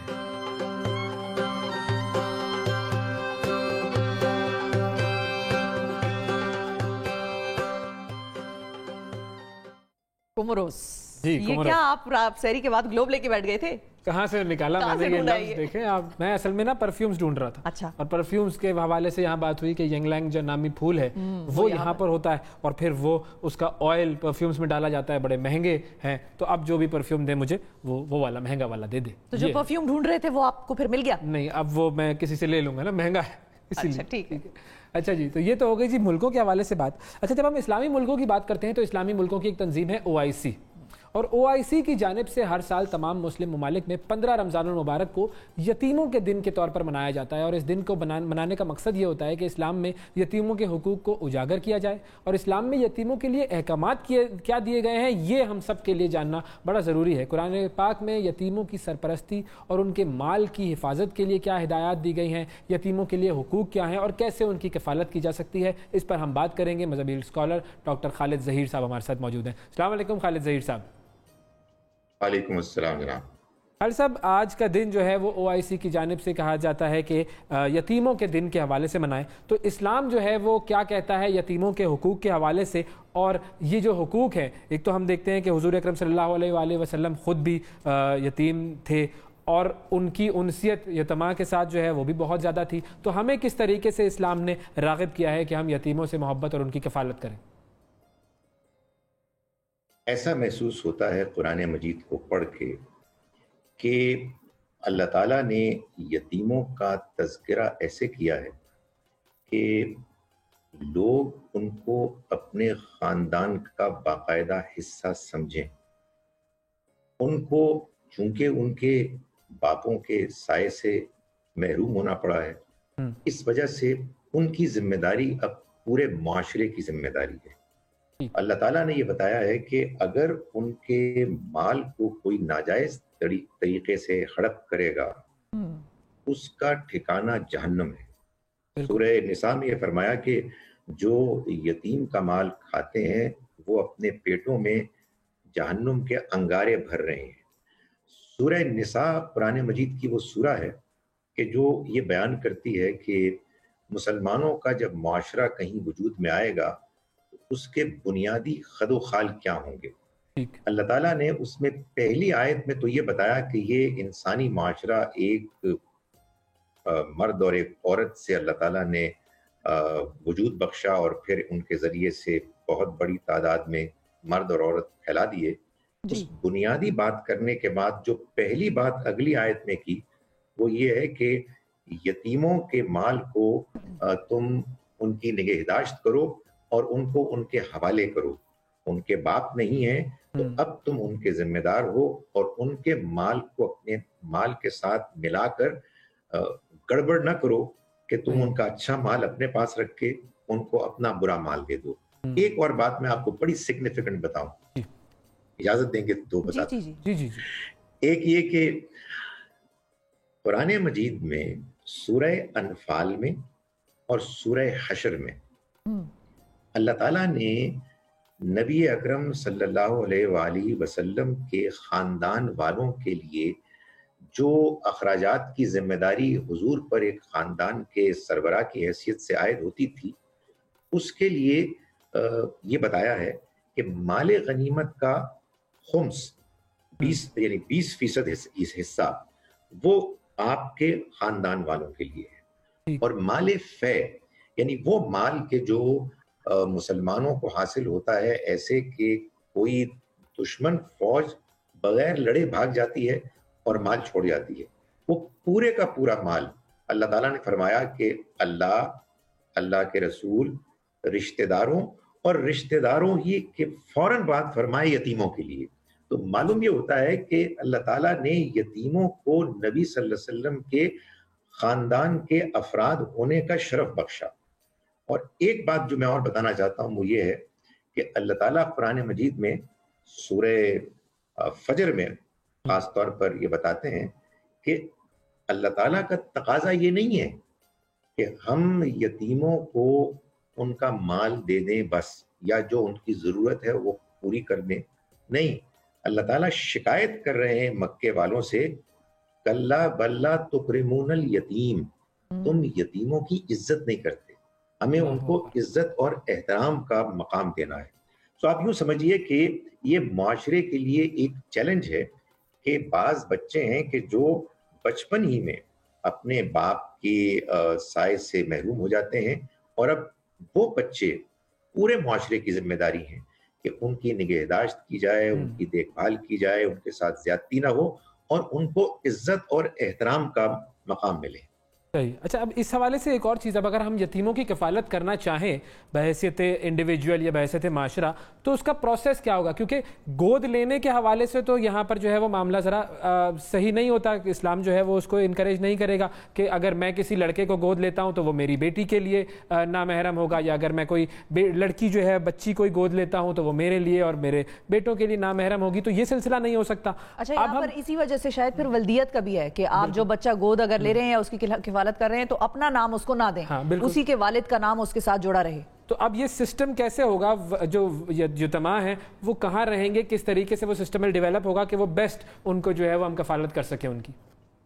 देखिए, कुछ चीजें होती हैं कि जिनको कहा जा सकता है फेमस मिसअंडरस्टैंडिंग्स। ये आपने भी जो बात बयान की, ये भी एक मशहूर गलतफहमी है। अच्छा, गुजारिश ये है कि सूरह अहज़ाब में, अगर मैं गलत नहीं हूं तो आयत नंबर 4 में, 4 नहीं तो 5 होगी, अल्लाह ताला ने ये वाज़ेह फरमाया है कि देखो, ये जो तुम बच्चे पालते हो, ले पालक, इनको इनके बापों के नाम से पुकारो। अगर तुम इनके बाप का नाम नहीं जानते तो फिर ये तुम्हारे भाई हैं, इख्वानुकुम, तुम्हारे भाई हैं, और मवालीकुम, वो उनके कबीलों में एक मवाली का, वली का एक रिश्ता हुआ करता था। कहने का मकसद ये है कि क्यों नहीं पाल सकते।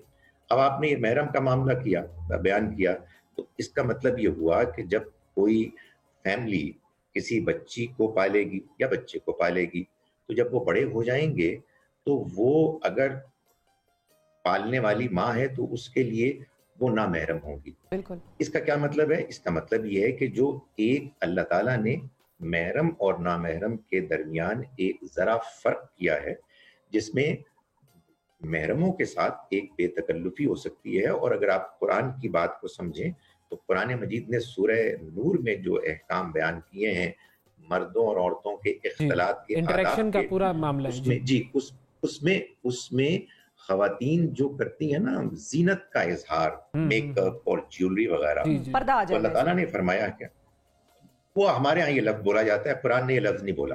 कुरान मजीद ने तो मर्दों और औरतों के दरमियान इख्तिलात का के जो आदाब हैं वो बताए हैं, और वो ये बताए हैं कि दोनों अपनी निगाहों की हिफाजत करेंगे, उसको पाक रखेंगे, ठीक है, अपनी शर्मगाहों की हिफाजत करेंगे, लिबास एक अच्छा लिबास पहनेंगे, कोड ऑफ कंडक्ट दे दिया लिबास पहनेंगे। अच्छा, क्योंकि हमारे पास वक्त कम है तो मैं चाह रहा था कि वो यतीमों वाला मामला जरा आप क्लियर कर दें। जी, तो मैं गुजारिश कर रहा हूं कि उसमें एक ही फर्क है कि अगर वो महरम रिश्तेदार हैं तो उनके सामने खवातीन जीनत से आरास्ता होने के बावजूद उनके सामने उस जीनत का इजहार कर सकती हैं, वरना अगर वो नामहरम हैं तो उन्हें चेहरे, हाथ और पैर के अलावा तमाम वो मकामात छुपाने होंगे कि जो जीनत से आरास्ता है। वरना वो इसके ऊपर तो ये तो एक अलग टॉपिक हो गया ना कि वो पर्दे के मामलात क्या हैं। मैं कह रहा था कि वो फिर यतीमों की कफालत के लिए अगर हम गोद नहीं ले रहे तो वो सिस्टम क्या होना चाहिए, ये अगर मुख्तसरन बता दें। मैं कह रहा हूँ ले रहे हैं, क्यों नहीं ले रहे? ठीक है, यानी कोई रुकावट ही नहीं है, सिर्फ और अगर कोई रिस्ट्रिक्शन है बस। ठीक है, और वरना सिस्टम्स डेवलप करने में तो कोई कबाहत नहीं है ना कि हम सिस्टम्स डेवलप करें उनके लिए। करने में कोई कबाहत नहीं है, लेकिन लेट्स फेस इट, हमें बड़ा अच्छा है कि हम यतीम खाने बनाते हैं, लेकिन ये उनको इज्जत देना नहीं है। इज्जत देना तो ये है कि वो हमारे घर का हिस्सा बने। कुरान मजीद ने इसमें एक और चीज बयान की है कि जो शख्स इसको अफोर्ड कर सकता है वो उनकी माओं से शादी करके उनको अपने घर का हिस्सा बना ले। ये मुमकिन नहीं है तो मैंने आपको बताया कि उनको पालने के लिए, उनको अडॉप्ट करने में भी कोई रुकावट नहीं है, सिवाय उन एक दो रुकावटों के जिनका हमने अभी जिक्र किया। ठीक है, बहुत शुक्रिया डॉक्टर खालिद ज़हीर साहब, आपने वक्त दिया। और जाहिर है कि जिस भी तरीके से की जाए यतीमों की कफालत की जाए ज़रूरी है, और बहुत मकाम है उस शख्स का जो यतीमों की कफालत करता है दीन के हवाले से अगर हम बात करें। बिल्कुल, एक छोटा सा ब्रेक लेते हैं, ब्रेक के बाद दोबारा हाजिर होते हैं।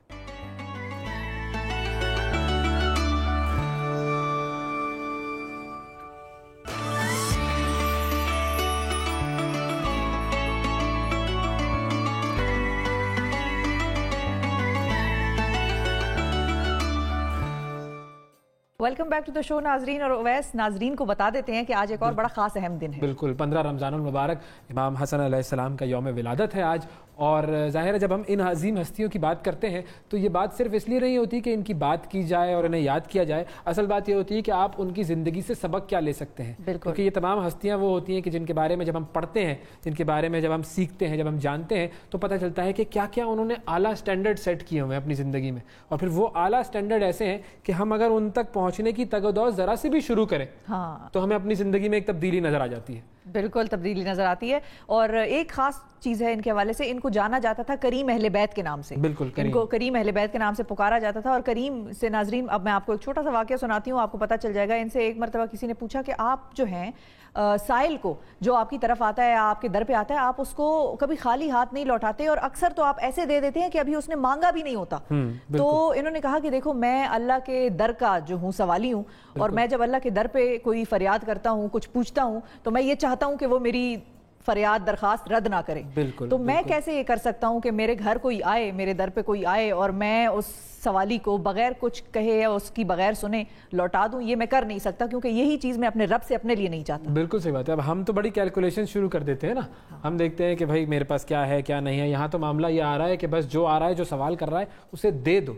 अगर कोई शख्स ऐसा है कि जो आपके सामने आया है और वो बात नहीं कर पा रहा है शर्म की वजह से, झिझक की वजह से, तो उसे कहा कि लिख दो। बिल्कुल, जब उसने लिख कर दे दिया तो उस हवाले से उसकी ज़रूरत पूरी कर दी, तो मामला ज़रूरतें पूरी करने का है। और इज्जत नफ्स मजरू किए बगैर। बिल्कुल, इज्जत नफ्स मजरू किए बगैर। तो आज भी जो लोग दे रहे होते हैं और फिर तस्वीरें खिंचवा रहे होते हैं और सोशल मीडिया पर डाल रहे होते हैं और टीवी पर ला रहे होते हैं, तो उनके लिए बड़ा नमूना है। आज औकात ये भी अहम चीज़ है कि आप इन चीज़ों को फैलाएं। ज़ाहिर है लोग देखते हैं कि कोई सदका कर रहा है तो उसमें भी रग़बत पैदा होती है, लेकिन उसका भी एक हद है, उसकी भी एक ऐसा नहीं है कि आप अपने आप को, वो जो कहते हैं ना हम आसान अल्फाज में, कि शो मारने की तरफ ना जाए। जो ज़रूरत है उसको फैलाने की वो पूरी करें। अच्छा, एक और मामला है बड़ा अहम जिसकी तरफ हमें जाना है। पाकिस्तान में कोरोना वायरस की वजह से तालीमी इदारे 15 जुलाई तक बंद और बोर्ड के इम्तहानात मनसूख कर दिए गए हैं। हुकूमत के इस फैसले को all Pakistan private school federation ने मुस्तरद कर दिया है और फेडरेशन का कहना यह है कि हुकूमत SOPs जारी करे। 1 जून से मुल्क भर में स्कूल खोलने का उन्होंने ऐलान किया है और वो ऐलान करे हुकूमत, और बसूरत दीगर वो अपने SOPs के तहत स्कूल खोलेंगे और अपने स्कूल्स का जो काम है वो शुरू कर देंगे। फीसों में 20% कमी का मामला हो या फिर स्कूलों को बंद रखने का, अब इम्तहानात की मनसूखी का मामला हो, all Pakistan private schools federation हुकूमती फैसले मुस्तरद करती रही है। इस हवाले से हम बात करेंगे all Pakistan private school federation के सदर काशिफ मिर्ज़ा साहब से। अस्सलाम वालेकुम काशिफ मिर्ज़ा साहब, सबसे पहले तो रमज़ान मुबारक, बहुत शुक्रिया प्रोग्राम में शामिल होने के लिए। ये बताइए कि ये जो मामला है, स्कूल बंद हैं, स्कूल के जो ओनर्स हैं उनको फीस तो पहुंच रही है और जो वालिदैन हैं वो घर में बैठे हुए हैं, बच्चों को पढ़ाने का मामला कहीं हो रहा है कहीं नहीं हो रहा ऑनलाइन, तो फिर स्कूल ओनर्स का नुकसान क्या हो रहा है, ये जरा समझाइएगा। पहली बात तो ये जी कि स्कूल बंद होने के साथ जो हमारा टीचर है जिसकी तनख्वाह जो हम दे रहे हैं वो सर्विस कोई नहीं ले रहे। बिल्डिंग हमारी बंद है, हम सर्विस कोई नहीं ले रहे, मालिक को उसकी तनख्वाह जो है उसकी किराया है वो हम अदा कर रहे हैं। बात वो फीस से अदा कर रहे हैं ना, जो फीस आपके पास आ रही है उससे वो तनख्वाहें अदा हो रही हैं। नेचर की जो चीजें हैं वो तो आपकी वैसे ही जारी सारी हैं। इस वक्त 2 लाख से ज्यादा प्राइवेट स्कूल्स हैं पूरे पाकिस्तान में, जिनकी 90% से ज्यादा बिल्डिंग रेंटेड है और हम उनको जो है वो उनके किराए अदा कर रहे हैं। और हालत ये है कि 4 से 6 माह हो गए मुख्तलिफ सूबों में कि हमारे स्कूलों को बंद कर दिया गया है, जो ज्यादातर अफोर्डेबल क्लास।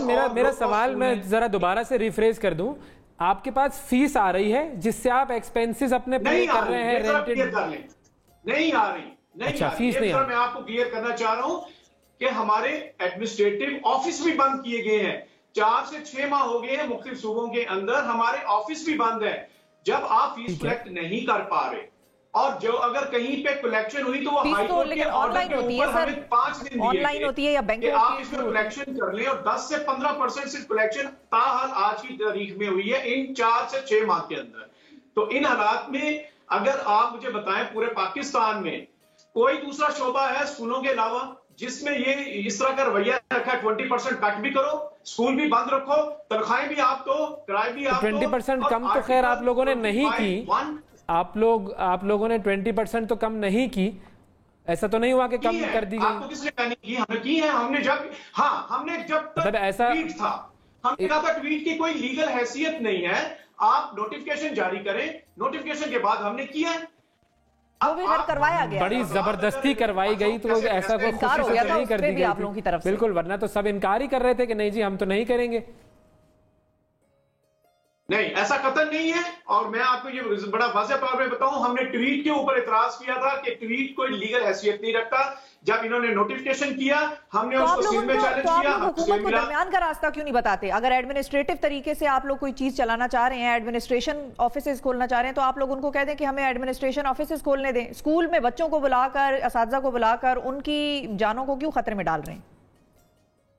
नहीं, पहली बात तो ये हमने कतई ऐसा नहीं कहा कि हम उनकी जानों को खतरे में डालेंगे। हमने ये कहा कि गवर्नमेंट जो है, अगर बाकी जितने भी एसओपीज के तहत जो आप खोल रहे हैं, पूरी दुनिया में स्कूल्स खुले हैं, आपके इंडिया में, बांग्लादेश में, ईरान में स्कूल खुले हैं, लेकिन आप अगर नहीं खोलना चाह रहे तो आप कम से कम एडमिनिस्ट्रेटिव ऑफिस खोलने दें, ताकि हम अपने टीचर्स के थ्रू, एडमिनिस्ट्रेशन के थ्रू जो है वो ठीक है। अगर स्कूल्स नहीं खोलना चाह रहे तो एडमिनिस्ट्रेशन ऑफिस को खोलने की इजाजत दी जाए। भी नहीं देना चाहते, बिल्कुल, आप 4 से 6 माह से हमारे अदारों को बंद रखते हैं। ठीक है, बहुत शुक्रिया काशिफ मिर्जा साहब, आपने ज्वाइन किया और बताया कि स्कूल्स का क्या मौक़िफ़ है। एक ब्रेक लेते हैं, ब्रेक के बाद दोबारा हाजिर होते हैं।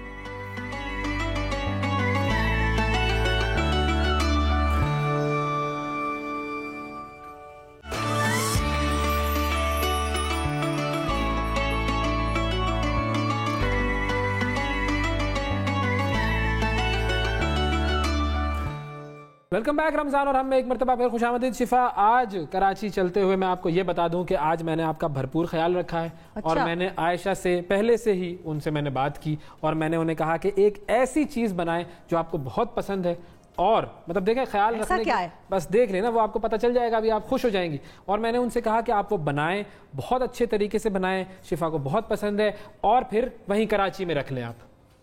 और क्या करता मैं? ऐसे दोस्त हो तो फिर बंदा और क्या मांगे, और फिर जब दोस्त ऐसे हों। अच्छा, एनीवे हम आपस में बाद में लड़ लेंगे। आयशा, अस्सलाम वालेकुम। वालेकुम सलाम, अस्सलाम वालेकुम नाजरीन। उम्मीद करती हूँ सब खैरियत से होंगे। बिल्कुल, सब खैरियत से हैं, हम भी खैरियत से हैं और आप भी खैरियत से ही नजर आ रही हैं हमें स्क्रीन पर। आज तो आपने मैचिंग भी कर ली। वाह वाह, हम आपस में मैचिंग है तीनों। लेकिन ये बताएं, इन्होंने आपको क्या दरखास्त की है, मेरे लिए क्या बनाने क्या बना रही हैं, बता दें आज आप इन्हें। आज मैं आपका फेवरेट बना रही हूँ। उन्होंने दरखास्त की थी कि भाई शफा को पिज्ज़ा बहुत पसंद है तो वो बनाया जाए, तो आज मैं बारबेक्यू फ्लेवर का पिज्ज़ा बना रही हूँ। क्या बात है। और बनाकर दिखा रही हूँ और वहीं रख के खुद खा रही हूँ, ये भी पूरा जुमला है। अच्छा, और खुद खा रही हूँ अफ्तार में। हाँ, चलिए भाई शुरू कीजिए।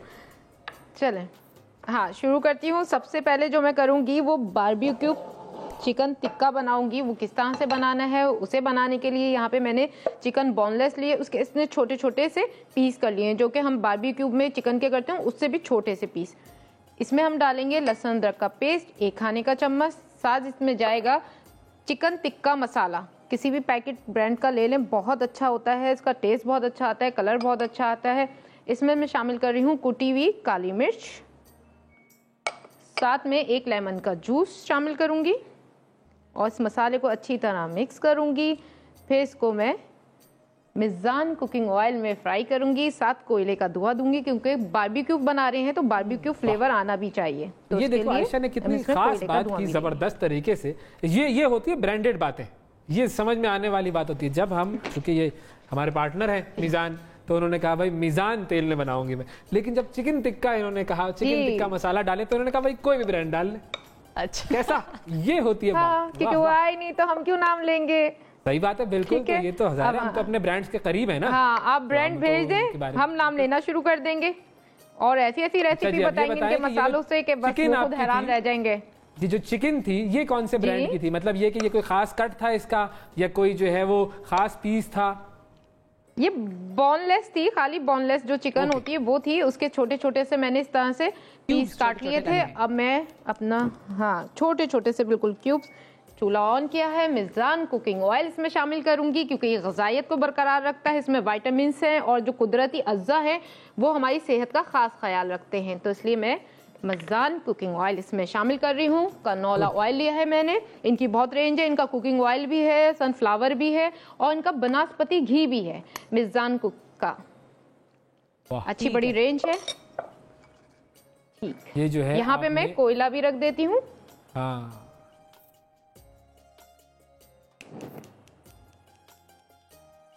कोयला चूल्हे पर चल रहा है, ये भी एक अलग यूनिक चीज देखने को मिली है। नहीं, ये यूनिक थोड़ी है। अगर आप नीचे इस तरह से अपने घर में ही कुकिंग कर रहे हैं तो कोयले को इस तरह से गर्म करें और इसका धुआं दें।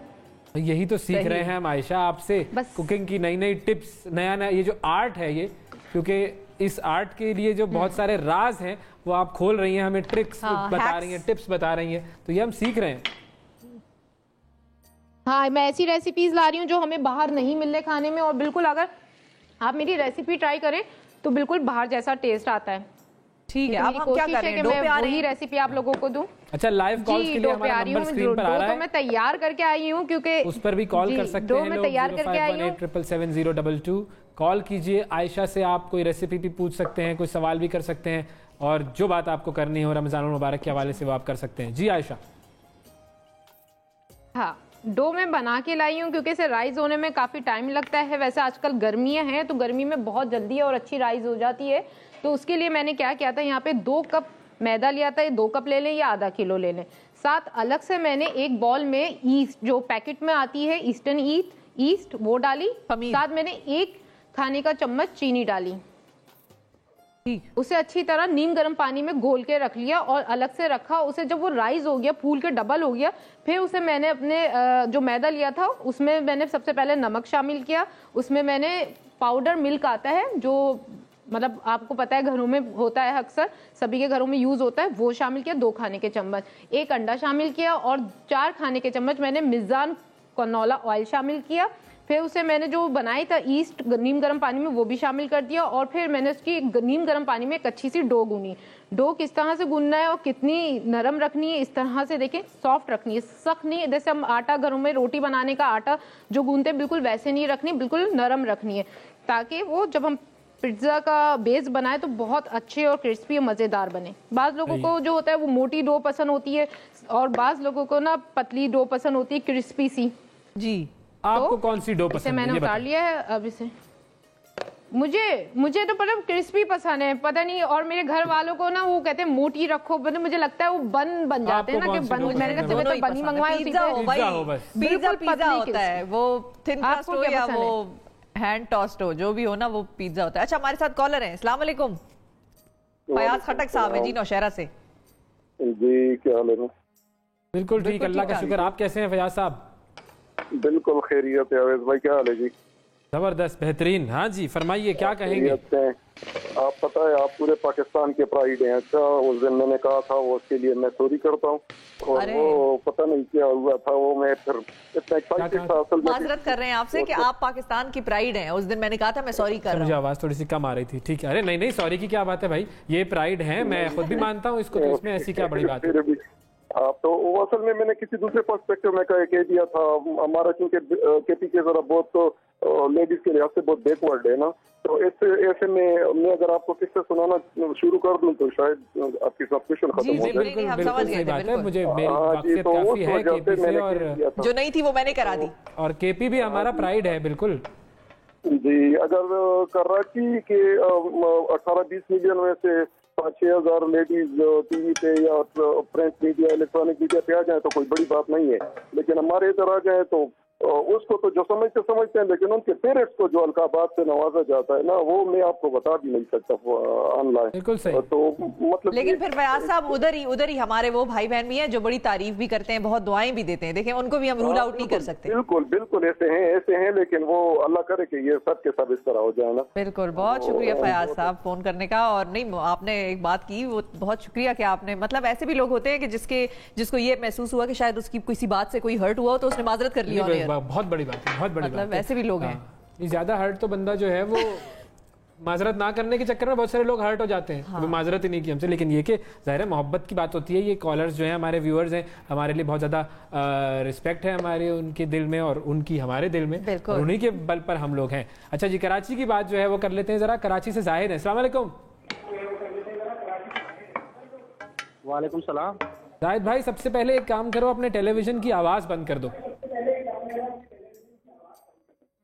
जी बंद कर दी। ठीक है जी, अब बताओ भाई कैसे हो? पहले तो आप सबको जश्न विलादत इमाम हसन मुज्तबा मुबारक। बिल्कुल बिल्कुल, आपको भी। जी सर, ये मुझे आयशा सिस्टर से ना ये शामियों की रेसिपी पूछनी थी। जी पूछिए, आयशा आपसे बात करना चाह रहे हैं। किस चीज की रेसिपी पूछनी है? जी जी, इनसे ना शामी की जो है ना रेसिपी पूछनी है, शामी की। शामी कबाब। शामी कबाब। अच्छा, शामी कबाब की रेसिपी जो है वो आपको फिर हम किसी प्रोग्राम में अलग से खास शामी कबाब बनाकर बताएंगे। मैं तो बना के ही कर दूंगी। हाँ, ये मैंने मेरे डायरेक्टर साहब की भी डिमांड थी कि ना ये शामी कबाब बनाए, तो मैं आपकी फरमाइश में और अपने डायरेक्टर साहब की फरमाइश में ना कल बना दूंगी। चले ठीक है, ऐलान हो गया, कल शामी कबाब बनाना सिखाएंगी आयशा। अच्छा, हमारे साथ एक और कॉलर है। अस्सलाम वालेकुम। सुल्तान साहब हैं कराची से। आप अपनी टीवी की वॉल्यूम बंद कर दीजिए सुल्तान साहब। जी मैंने बिल्कुल बंद कर लिया। मेरी आवाज आ रही है आपको? जी आवाज आ रही है। जी आपकी आवाज आ रही है, आपके टीवी की भी आवाज आ रही है। टीवी की आवाज बंद करके गुफ्तगू करेंगे ना, जितने भी कॉलर्स हैं टेलीविजन की आवाज बंद करें फिर कॉल करें, ज्यादा बेहतर तरीके से बात होगी। जी सुल्तान साहब कैसे हैं? जी बिल्कुल, मैं बिल्कुल बंद कर देता हूँ। जी अब देखें आवाज आ रही मेरी? जी जी, थैंक यू यार, गुड, शाबाश। जी जी जी फरमाइए। हेलो जी जी, आवाज आ रही है सुल्तान साहब, आपकी आवाज आ रही है। लो जी, फारूक साहब है इस्लामाबाद से। कराची वाली कॉल ड्रॉप और इस्लामाबाद वाली कॉल ऑन। अस्सलाम वालेकुम फारूक साहब। से फारूक अर्ज कर रहा हूँ। कैसे हैं जनाब, ठीक ठाक हैं? First class. मैंने आपको एक ट्वीट भी किया था, मतलब है कि आप लोगों का जो प्रोग्राम है ना वो आदमी फैमिली में बैठ के सुकून से देख सकता है। और मेरा जो ताल्लुक है ब्रॉडकास्ट फील्ड से है। 29 years I served for all channels in Pakistan from Dubai. क्या बात है। और आज मैं आपसे एक सवाल करूंगा। जी फरमाइए। आपसे एक सवाल करूंगा और आप दुनिया से सवाल करते हैं। मेरा सवाल एक अनोखा सवाल है, हम का मतलब बता दीजिए।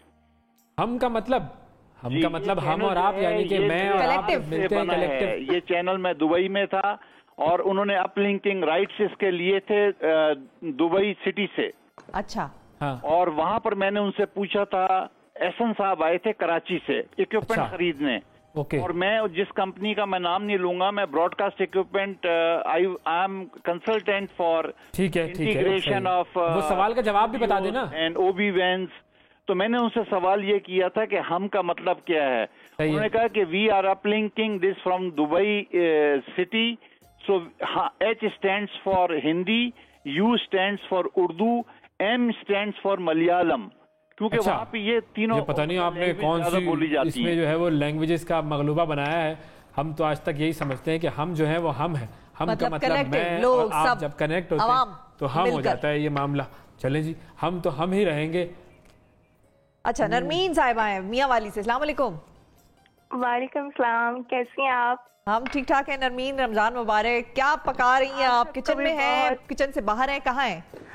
आज हम चिकन सैंडविच बना रहे हैं। क्या बात, वाह क्या बात है। खुद बना रही हैं? और आपकी भी नहीं, मेरी सिस्टर बना रही हैं और आपकी भी सब रेसिपीज हम ट्राई करते रहते हैं। अच्छा, ये तो क्रेडिट गोज टू आयशा भाई। हाँ। आयशा ने कमाल एक सबको लगाया हुआ है, कौम को। बहुत ज्यादा फेवरेट है, बहुत ज्यादा। आप कॉलर से पूछे हैं जब वो रेसिपी ट्राई कर रहे हैं तो कैसी होती है? अच्छा, आयशा का सवाल है नरमीन आपके लिए कि आप आयशा की रेसिपीज ट्राई कर रहे हैं तो वो कैसी लग रही हैं आपको? बहुत अच्छी हैं, बहुत इजी और बहुत मजे की होती हैं, बहुत और आसानी से बंदा बना सकता है। थैंक यू नरमीन, बहुत शुक्रिया। कुछ और कहना चाहेंगी? मुबारक। बहुत बहुत शुक्रिया, थैंक यू। अच्छा ये बताएं, मियाँ वाली में खास डिश क्या होती है? यहाँ पे ज्यादातर हलवा। हलवा, बिल्कुल हलवा। कौन सा हलवा होता है? कोई खास हलवा है? गुड़ का हलवा। गुड़ का हलवा। गुड़ का हलवा, अच्छा गुड। चले फिर कभी जो है वो मियाँ वाली की तरफ से चक्कर हुआ हमारा, लगा कोई इधर उधर जाने की कोई बात हुई तो गुड़ का हलवा फिर ट्राई करेंगे इंशाल्लाह। थैंक यू, बहुत शुक्रिया नरमीन। मियाँ वाली के लोग बहुत ही प्यारे लोग, मियाँ वाली के, और बड़े मीठे। वो आप अगर उनके घर पहुंच जाए ना तो वो आपको लस्सी और पता नहीं क्या क्या और एक टेबल भर देते हैं मियाँ वाली वाले। हाँ, अच्छा, मुझे एक दफा तो मियाँ वाली वाले बड़े जो है वो अहम लोग भी हैं। आजकल तो बहुत अहम भी है मियाँ वाली वाले, लेकिन ये है कि हम तो उस वक्त गए थे जब इख्तिदार नहीं था मियाँ वाली के पास। उनके घर नहीं उनके घर नहीं, किसी और मियाँ वाली किसी और के। लेकिन ये है कि मियाँ वाली वाले बड़े ही करना ये चाहिए मियाँ वाली वालों को कि इख्तिदार में आए तो भी सब में बांटे, बस बांटे, ये हो जाए ना मजा आ जाएगा। अच्छा जी, अब एक और कॉलर है हमारे साथ। अस्सलाम वालेकुम। हमजा साहब हैं इस्लामाबाद से। अस्सलाम वालेकुम। अस्सलाम वालेकुम जी, कैसे हैं हमजा, ठीक ठाक हैं आप? अस्सलाम वालेकुम। वालेकुम अस्सलाम। आवाज आ रही है हमजा? जी सर, आ रही है आपकी आवाज। सर कैसे हैं? आपको रमजान मुबारक। आपको भी रमजान मुबारक। बड़ी मुश्किल से आवाज पहुंची आप तक। क्या कहना चाहेंगे? जी सर, आपकी आवाज आ रही है सर। आपके सर ये शो देखते हैं। आपको रमजान मुबारक। जी आपको भी मुबारक। कुछ पका रहे हैं आज? हम नहीं भाई, आवाज का मसला है। अच्छा भाई, चले हम आगे बढ़ते हैं, मुकद्दस की तरफ चलते हैं। मुकद्दस, अस्सलाम वालेकुम। वालेकुम अस्सलाम। मुकद्दस इस्लामाबाद से बात कर रही हैं, कैसी हैं? ठीक ठाक हैं? जी ठीक हूँ, आप कैसी हैं? हम भी बिल्कुल ठीक ठाक हैं। इतनी एक्साइटेड क्यों लग रही है? किचन में कोई बहुत आला चीज पक रही है क्या? नहीं, आपसे बात करने में एक्साइटेड हो गई आपसे? तो मैं तो उनको यही कह रही हूँ, या पहले हंस लें या बात कर लें। अच्छा भाई मुकद्दस, ये बताइए कि हमें बड़ी खुशी है कि मुकद्दस ने कॉल की है वैसे, लेकिन ये है कि मुकद्दस हंस लें आप पहले, फिर हमसे बात करें, ठीक है? नहीं ठीक है। अच्छा, नहीं असल में होता क्या है, बात कर लें। जी फरमाइए जी, आप बताइए आपको कैसा लग रही है आयशा की जो आज की रेसिपी है? बस ठीक होगी। बस ठीक होगी? वाह वाह, ये क्या बात हुई बस ठीक होगी? जब तक आप ट्राई नहीं करेंगी। आपने जो है वो आज वैसे क्या पिज्जा पसंद नहीं है? लगता है मुकद्दस को पिज्जा पसंद नहीं है। हो सकता है, बिल्कुल पिज्जा पसंद ना हो। आप क्या बना रही हैं आज मुकद्दस? आज हम पकोड़े बस बना रहे हैं। अच्छा, किस चीज के? आलू के, प्याज के, भिंडी के, किस चीज के? अच्छा, आलू के पकोड़े, ठीक है भाई। मुकद्दस अकेले खाएं? हम यहाँ पर रोजाना पकोड़े बनाती हैं? बड़ी फैन हूँ। क्या मुकद्दस? हेलो जी मुझे बताओ, मुकद्दस रोजाना पकोड़े बनाती हो? नहीं, मेरी बहन बनाती है। अच्छा, रोजाना? आप सिर्फ खाती हो? जी। रोजाना बनते हैं पकोड़े? जी। कोई मतलब ऐसा दिन नहीं होता जिस दिन पकोड़ों की छुट्टी हो? बस नाराज हो गई वो, बस नाराज हो गई वो। पकोड़ों पे कोई बात नहीं सुनता। पकोड़ों पे कॉम्प्रोमाइज नहीं हो सकता। पकोड़ों पे कॉम्प्रोमाइज नहीं हो सकता। आयशा की तरफ चलते हैं। व्याप्तित्व पे आ गए थे। हाँ, अब मेरी तरफ आ जाएं, क्योंकि एक पूरा मेरा प्रोसेस कंप्लीट कर दिया है मैंने। जो डो बनाई थी उसे मैंने अपने पिज्जा पैन में इस तरह से लगाया है। मैंने उसके नीचे आपने पहले बटर लगाया है, बहुत ही अहम होती है। जी, बटर किनारों पे लगाया था मैंने, ताकि बहुत अच्छा सा कलर आए और क्रिस्पी से हो। क्योंकि अक्सर लोग होते हैं कि बीच में से तो खा लेते हैं, लेकिन पिज्जा पैन को ग्रीस नहीं किया आपने? उसे अच्छा टेस्ट देने के लिए जी ग्रीस किया था मैंने। अच्छा, आप लोग मुझे वहां से छोड़े हुए, वहां से आऊं मैंने ग्रीस किया पूरा था प्रोसेस बता बटर से ही, ताकि एक नीचे से अच्छा सा क्रिस्पी सी लेयर आए, फिर कलर भी आए। फिर मैंने थोड़ा सा बिल्कुल हल्का सा मैदा डस्ट किया था, ज्यादा नहीं किया था, वरना वो इसमें चिपक जाएगा और फिर मुंह में लेने में अजीब बाइट में आएगा तो बुरा लगेगा। फिर उसके बाद मैंने पिज्जा डो को रोल पिन से अच्छी तरह फैला के इसमें सेट किया, किनारे थोड़े ऊपर किए, उसके ऊपर मैंने बटर लगाया ताकि अच्छा सा टेस्ट भी आए और अच्छा सा कलर भी आए। फिर मैंने पिज्जा सॉस इसमें जो बना के लाई थी वो डाला। अब उसकी रेसिपी बहुत इजी और सिंपल है और यही सबसे अहम होती है। तो उसके लिए मैंने क्या किया था, मिजान कुकिंग ऑयल लिया था 4 खाने के चम्मच, उसमें लहसन बिल्कुल बारीक कटा हुआ लहसन शामिल किया, उसे सौते किया था। कलर नहीं देना, बिल्कुल सौते से करना है। उसमें मैंने टमाटर चॉप किए वो ऐड कर दिए थे। केचप गया था उसमें, हॉट सॉस गया था उसमें, हॉट सॉस डाला था मैंने, आप चाहें तो चिली सॉस भी डाल सकते हैं। साथ मैंने उसमें कुटी हुई लाल मिर्चें डाली थी, कुटी हुई काली मिर्चें डाली थी, लेमन जूस डाला था। अगर लेमन ना हो तो आप सिरका का इस्तेमाल कर सकते हैं। उसी में मैंने साथ चीनी भी शामिल की थी और केचप क्योंकि मीठा होता है और थोड़ी सी चीनी डाली थी, नमक डाला था, उसे एक अच्छा सा बनाया। मैं अपनी जो बनाती हूँ चिली ये पिज़्ज़ा सॉस, तो उसमें हरी मिर्चें भी एक डालती हूँ, उससे बहुत अच्छा सा टेस्ट आता है। तो मैंने एक हरी मिर्च भी शामिल की थी। और अगर हमें पिज़्ज़ा सॉस को कलर देना, क्योंकि अक्सर लोगों का होता है कि ब्लेंड करने के बाद कलर खत्म हो जाते हैं, तो उसे कलर देने के लिए आप उसमें चिकन टिक्का मसाला भी शामिल कर सकते हैं 1 टीस्पून, या फूड कलर जो जर्दे का रंग होता है वो भी शामिल कर सकते हैं। उसे मैंने सिर्फ आधा कप पानी डाल के पकाया। जब बिल्कुल टमाटर गल गया तो उसे बिल्कुल बारीक पीस लिया और वो इस तरह से हो गया। इसका कलर भी बहुत अच्छा है और उसका टेस्ट भी बहुत अच्छा होगा। तो मैंने जो चिकन बनाई थी उस पर कोयले का धुआं भी दिया था, आपने देखा होगा, बहुत अच्छा बारबेक्यू सा हो गया है चिकन हमारी। अब उसे मैंने इस तरह से इसके क्यूब्स पूरे पिज्जा में फैला दिए हैं। अब मैं इसके ऊपर क्या क्या डालूंगी वो अब आपके सामने करती हूँ। यहाँ पे मैंने ली है शिमला मिर्च। डेफिनेशन करेगा शिमला मिर्च की? बिल्कुल, जो कि विटामिन सी के लिए होती है।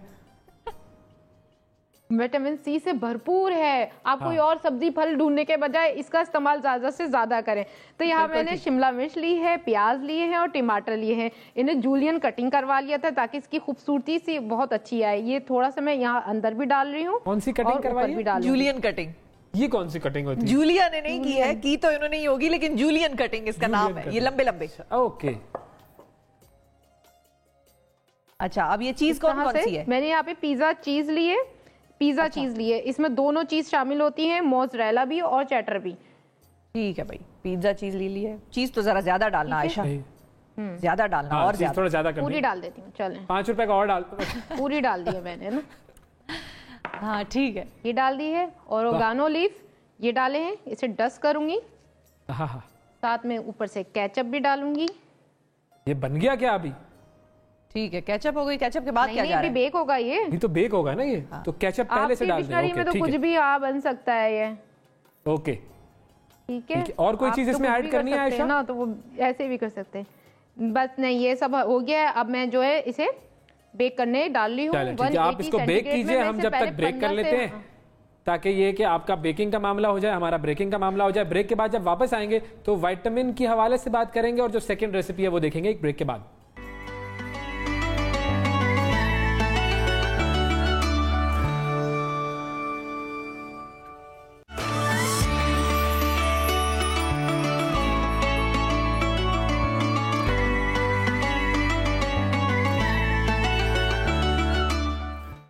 Welcome back to the show नाजरीन। आयशा की तरफ चलते हैं। आज तो मेरी बड़ी फेवरेट चीज बना रही है आयशा। आप ये कहें कि आयशा की तरफ नहीं चलते, आप कहें पिज्जा की तरफ चलते हैं। पिज्जा की तरफ चलते हैं। ठीक है आयशा, बताइए कहाँ पहुंचाया आपने पिज्जा को? अब जी, वो मैंने बेक करने के लिए रख दिया था पिज्जा अपना, वो 180 सेंटीग्रेड पे रखा है मैंने, और से मैं 15 से 16 मिनट बेक करूंगी, फिर उसे मैं ग्रिल करूंगी 2 से 3 मिनट के लिए। तो टोटल टाइम हो जाएगा उसका 20 मिनट्स। तो ग्रिल मिनट से 20 मिनट्स के अंदर अंदर 18 मिनट्स में भी हो जाते हैं। ऊपर जो हमने चीज डाली उस पर एक अच्छा सा कलर लाने के लिए, और जो हमने उसमें सब्जियां डाली, शिमला मिर्च, प्याज, टमाटर, तो उसको थोड़ा सा सौते और क्रिस्पी करने के लिए। अच्छा, ग्रिल भी आप उसी ओवन में ही करेंगी ना? ये क्या आपके पास छोटे छोटे कचौरियां पड़ी हुई हैं? ओवन में करूंगी। ठीक है जी। ये मेरे पास 2 बच गई थी, मैं कोई चीज जाया नहीं करती, तो मैंने क्या किया, इसके डोनट्स बनाती हूँ, चिकन डोनट्स। चिकन भी बच गई थी यहाँ पे मेरी, जितनी भी मैंने टमाटर, शिमला मिर्च, प्याज, सब्जी ली थी वो भी बच गई थी, पिज्जा सॉस भी बच गया था। तो मैंने क्या किया, किस तरह से उसकी जैसे आटे की हम बनाते हैं रोटी, पेड़ा सा बना लेते हैं, बॉल सा, फिर उसको मैंने दबाया इस तरह से, और इस पर पिज्जा सॉस लगाऊंगी। और ये चिकन और ये चीजें जैसे मेरी बच गई थी, और इसमें आप चीज भी ऐड कर सकते हैं। इसे इस तरह से मैं कवर करूंगी, बॉल सा बना लूंगी, और से मैं फ्राई करूंगी, डीप फ्राई करूंगी। यहाँ मैंने ऑयल गर्म करने रख दिया था बिल्कुल स्लो हीट पे, क्योंकि ये अंदर से थोड़े पकेंगे, कुक होंगे और फिर फूलेंगे, तो इसलिए जरूरी है कि बिल्कुल हम स्लो हीट पे से। आपकी क्रिएटिविटी के हम कायल हो गए कि आपने जो चीज बची उसको भी एक बड़े ही जबरदस्त मकसद पे लगा लिया। शुक्रिया, बहुत शुक्रिया। अच्छा, अब आप ये इन्हें फ्राई कीजिए, हम जरा विटामिन्स की कुछ बात कर लें, क्योंकि सेहत के हवाले से बात होनी है। रोजों के बेशुमार फवायद हैं, और उनमें सबसे बड़ी जो नेमत है, जो सबसे बड़ा फायदा है, वो है ह्यूमन ग्रोथ हार्मोन्स में इजाफा, जिन्हें हम HGH कहते हैं, और जीन्स की तब्दीली, जिससे ब्रेन सेल्स, निज़ाम इंहिज़ाम और कुव्वत मुदाफ़ियत पर मज़बूत असरात मुरतब होते हैं। इन फवायद के साथ रोज़े के दौरान जिस्म में पानी और विटामिन्स की कमी हो जाती है। अब ये कमी किस बीमारी का बायस बन सकती है, रोजे के साथ विटामिन्स और पानी की कमी किस तरह पूरी की जाए, इस पर हम बात करेंगे माहिर ग़िज़ाइयत डॉक्टर नौशीन अब्बास से। अस्सलाम वालेकुम। अस्सलाम वालेकुम, कैसे हैं आप दोनों? बिल्कुल ठीक ठाक। नौशीन बताएं, जो वैस ने तमीज़ बांधी ठीक ठाक थी, सही थी? आप इत्मीनान उस पर मतलब हमें शो कराएंगे? बिल्कुल सही तमीद बांधी, और हमें विटामिन पे फोकस करने की बहुत जरूरत है। लेकिन हमें एक बात का हमेशा ख्याल रखना है कि विटामिन 2 तरह के होते हैं, एक फैट सॉल्युबल होते हैं और एक वाटर सॉल्युबल होते हैं। फैट सॉल्युबल हमारे पास, आपने नाम सुना होगा, vitamin A, vitamin D, vitamin के, ई, ये फैट सॉल्युबल है। इनको इसलिए फैट सॉल्युबल कहते हैं शिफा वैस, क्योंकि जब आप इन्हें लेते हैं तो आपके इनके साथ ये आपके फैट्स हेल्प करता है आपको डाइजेस्ट करने में विटामिन को। और कुछ होते हैं वाटर सॉल्युबल, जो वाटर में ही एब्जॉर्ब होके और वो जल्दी जल्दी आपकी बॉडी से वॉश आउट भी हो जाते हैं। ठीक है, तो उसमें हमारे पास विटामिन बी और विटामिन सी आ जाता है। तो आपने अक्सर देखा होगा कि सबसे ज्यादा डेफिशिएंसी आपकी विटामिन सी की आ रही होती है। अभी बड़ी अच्छी बात की वैस ने कि जीन्स और हमारी जो ग्रोथ सेल्स है, वो सारी चीजें इसमें रमजान में आपकी वो होती है, डेफिशिएंसी होना शुरू हो जाती है, तो उसमें विटामिन बी बहुत इंपॉर्टेंट रोल प्ले करता है। विटामिन बी की भी ना मुख्तलिफ फॉर्म्स हैं, जैसे आपने सुना होगा vitamin B1, B2, B3, B6, B12, ये ऐसे विटामिन हैं। बी कॉम्प्लेक्स इन्हीं सारी विटामिन के कॉम्बिनेशन को कहते हैं वैसे। ये बी कॉम्प्लेक्स कहते हैं ना कि बी कॉम्प्लेक्स आप ले तो वो एक ऐसा कॉम्बिनेशन होता है जिसमें ये सारे विटामिन होते हैं। और विटामिन जो बी है वो बेसिकली अगर देखा जाए तो वो आपकी नर्व्स के लिए बहुत इंपॉर्टेंट है। न्यूरोबायोन हम अक्सर देते हैं वो पेशेंट्स को, वो आपको हेल्प आउट करता है। इसी तरह वो आपकी जीन्स के रिपेयर के लिए, आपके सेल्स के रिपेयर के लिए, आपकी इन्फेक्शन को हेल्प आउट मतलब कंट्रोल करने के लिए विटामिन बी का बहुत इंपॉर्टेंट रोल होता है। और वो जैसा कि वो वाटर सॉल्युबल है तो वो जल्दी से जल्दी बॉडी से वॉश आउट भी हो जाता है। तो अक्सर ये होता है कि हमें उसकी डेफिशिएंसी हो सकती है। अब हम रमजान की तरफ आते हैं तो डेफिनेटली रमजान में आपको विटामिन बी की डेफिशिएंसी होती है। तो विटामिन सिर्फ बी की होती है या विटामिन डी की भी होती है? विटामिन डी जो है ना शफा, वो ये है कि हम अक्सर धूप में जाते हैं तो उससे रिप्लेनिश हो जाता है, अंडे से हमें मिल जाता है, मछली से हमें मिल जाता है। आजकल विटामिन डी पे बी से ज्यादा फोकस किया जा रहा है क्योंकि जैसे से रिसर्च आई हमें पता चला कि विटामिन डी के क्या क्या डेफिशिएंसी के क्या क्या नुकसान आते हैं। तो वो बड़ी इजीली रिप्लेनिश हो जाता है बाय द कैप्सूल्स और द टैबलेट्स जो हम देते हैं। तो हमने बी को जरा इग्नोर करना शुरू कर दिया, तो इसलिए बी की डेफिशिएंसी भी अब सामने आने लगी है। और अक्सर आपने देखा होगा बी की डेफिशिएंसी से क्या होता है ह्यूमन बॉडी में, नुकसानात क्या हैं? बी की डेफिशिएंसी से सबसे पहले तो ये है कि आपकी जो नर्व सेल्स हैं वो अफेक्ट होना शुरू होते हैं। आपकी कहते हैं ना कि बच्चे अक्सर कहते हैं सर में बहुत दर्द रहता है, फोकस नहीं किया जाता, लैक ऑफ कंसंट्रेशन होना शुरू हो जाती है। मैंने जैसे बताया कि आपकी डैमेज सेल्स को रिपेयर करता है, तो ये आपके अगर होगा तो आपकी बॉडी में हेल्दी सेल्स नहीं प्रोड्यूस हो रहे होंगे। ये सारी चीजें जो है विटामिन बी की डेफिशिएंसी होती है। और ये अब अलग अलग देने की बजाय हम बी कॉम्प्लेक्स दे देते हैं। और बी कॉम्प्लेक्स हम उसमें देते हैं। अच्छा, और ये फ्रूट्स और वेजिटेबल्स में भी है, मतलब सिर्फ उसने नहीं, इसीलिए हम कहते हैं कि देखो अगर हम शुरू करें ABC से तो विटामिन A, B, C और फॉलिक एसिड आपके सेब में है, एप्रिकॉट्स में है, आपके पास केले में है, आपके पास नाशपाती में है, आड़ू में है, चेरीज में है, स्ट्रॉबेरीज में है, ये सारी चीजें। इसी तरह सब्जियों में आपके पास कैबेज हो गई, बंद गोभी, फूल गोभी, एवोकाडो जिसे कहते हैं, ब्रोकली जिसे कहते हैं, ये सारी चीजें इनमें आपके A, B, C and folic acid होता है। ठीक है। अच्छा, अब वाकई ये देखिए अल्लाह ताला ने कितनी सारी चीजें बनाई हैं और हमारे लिए वो तमाम चीजें डाल दी हैं जो कि हमारी बॉडी के लिए जरूरी है। जहाँ डेफिशिएंसी हुई हम किसी नेचुरल चीज की तरफ जाएं, और रमजान हमें इस बात का वैसे ही जरा और इस बात की तरफ हमारी तवज्जो दिलाता है कि अल्लाह ताला की नेमतों का बहुत ज्यादा शुक्र अदा करें। बिल्कुल। अच्छा, अब ये एक और ये चीज़ बताइएगा कि जब हमारे पास जब ये विटामिन्स की कमी हो जाती है, अच्छा रमज़ान में चूंकि फूड इनटेक का जो हमारा शेड्यूल है वो चेंज हो जाता है, तो क्या उसमें हमें कुछ तब्दीली लाने की ज़रूरत है कि हम इफ्तार के बाद कुछ चीज़ें ऐसी खाएं या फिर रात में खाने में कुछ चीज़ें खाएं या सहरी से पहले, सहरी के दरमियान कुछ, मतलब उसमें कुछ हमें ज़रूरत है कि हम चेंजेस करें जिससे हमारी विटामिन्स की डेफिशिएंसी पर जो है वो पॉजिटिव असर पड़े? बिल्कुल बिल्कुल, आप ये भी कर सकते हैं। मैं तो बार बार कहती हूँ कि आपकी फ्रूट बोल जो है जिसमें आप मीठा ऊपर से ना ऐड करें, हो सके उसमें लीमू अगर आप ऐड कर लेते हैं तो आपको पता है लीमू itself is a rich source of vitamin C, ठीक है। और अगर आप फ्रूट्स ले लेते हैं जिसमें आजकल जो हमारे पास सेब है, केला है, हमारे पास आड़ू भी आ चुका है, मेलन्स आ चुके हैं, ये हम डालें, मतलब कि खरबूजा, तो ये बड़ा अच्छा सोर्स हो जाता है जो कॉम्बिनेशन ऑफ ऑल, मतलब रादर देन कि हम एक एक को पिन पॉइंट करें, हम कॉम्बिनेशन में ले सकते हैं। और आप फ्रूट सैलेड अपनी इफ्तारी में ले सकते हैं, आप चाहें तो सहरी में ले सकते हैं, तो ये आपको हेल्प आउट करेगी। इसी तरह बहुत ज्यादा मीठे मशरूब से बेहतर है कि आप लीमू पानी बना लें। लीमू पानी में अगर आप पुदीना डाल लेते हैं तो वो बड़ा ही आपके रिफ्रेशिंग होता है और ये आपकी विटामिन सी की डेफिशिएंसी को भी फुलफिल करता है। और अगर हम ड्रिंक्स में, मतलब कि मिसाल के तौर पर बड़े घरों में मैंने ये भी देखा है कि दूध बादाम वाला जो एक ड्रिंक है वो बड़ा चलता है, तो उनमें अगर हम नट्स डाल लें तो उससे क्या हमारी कोई विटामिन की डेफिशिएंसी पूरी हो सकती है? बिल्कुल हो सकती है। आपकी जो है विटामिन ई भी जो है, मैं जैसे बताती हूँ कि एक तो विटामिन ई आपने हमेशा देखा होगा कि स्किन की प्रोटेक्शन के लिए बड़ा इंपॉर्टेंट है, तो ये नट्स वगैरह हैं, विटामिन ई इसमें बहुत रिच सोर्स में प्रोड्यूस मौजूद होता है।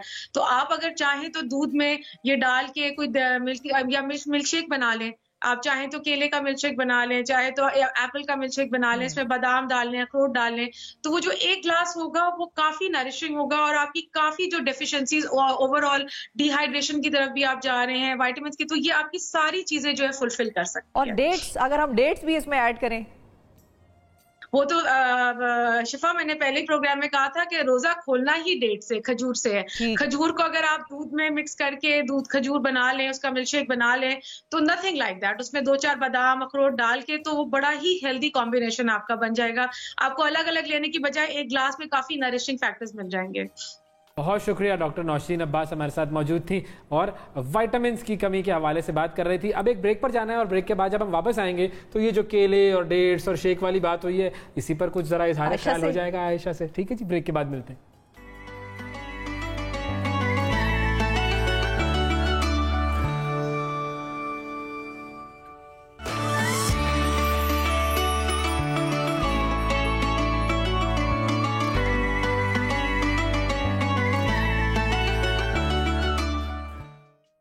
वेलकम बैक जी। रमजान और हम एक मरतबा फिर खुशामदीद। हम चलते हैं आयशा की तरफ। आयशा, जरा जल्दी से बताइए कि पिज्जा की क्या सूरत हाल है? यहाँ शिफा ने हंगामा मचाया हुआ है। जी बिल्कुल, ये देखें आप, मैं बिल्कुल तैयार है और ये मैंने अपनी सेफ्टी के लिए ग्लव पहन लिए है और मैं इसे निकालने जा रही हूँ।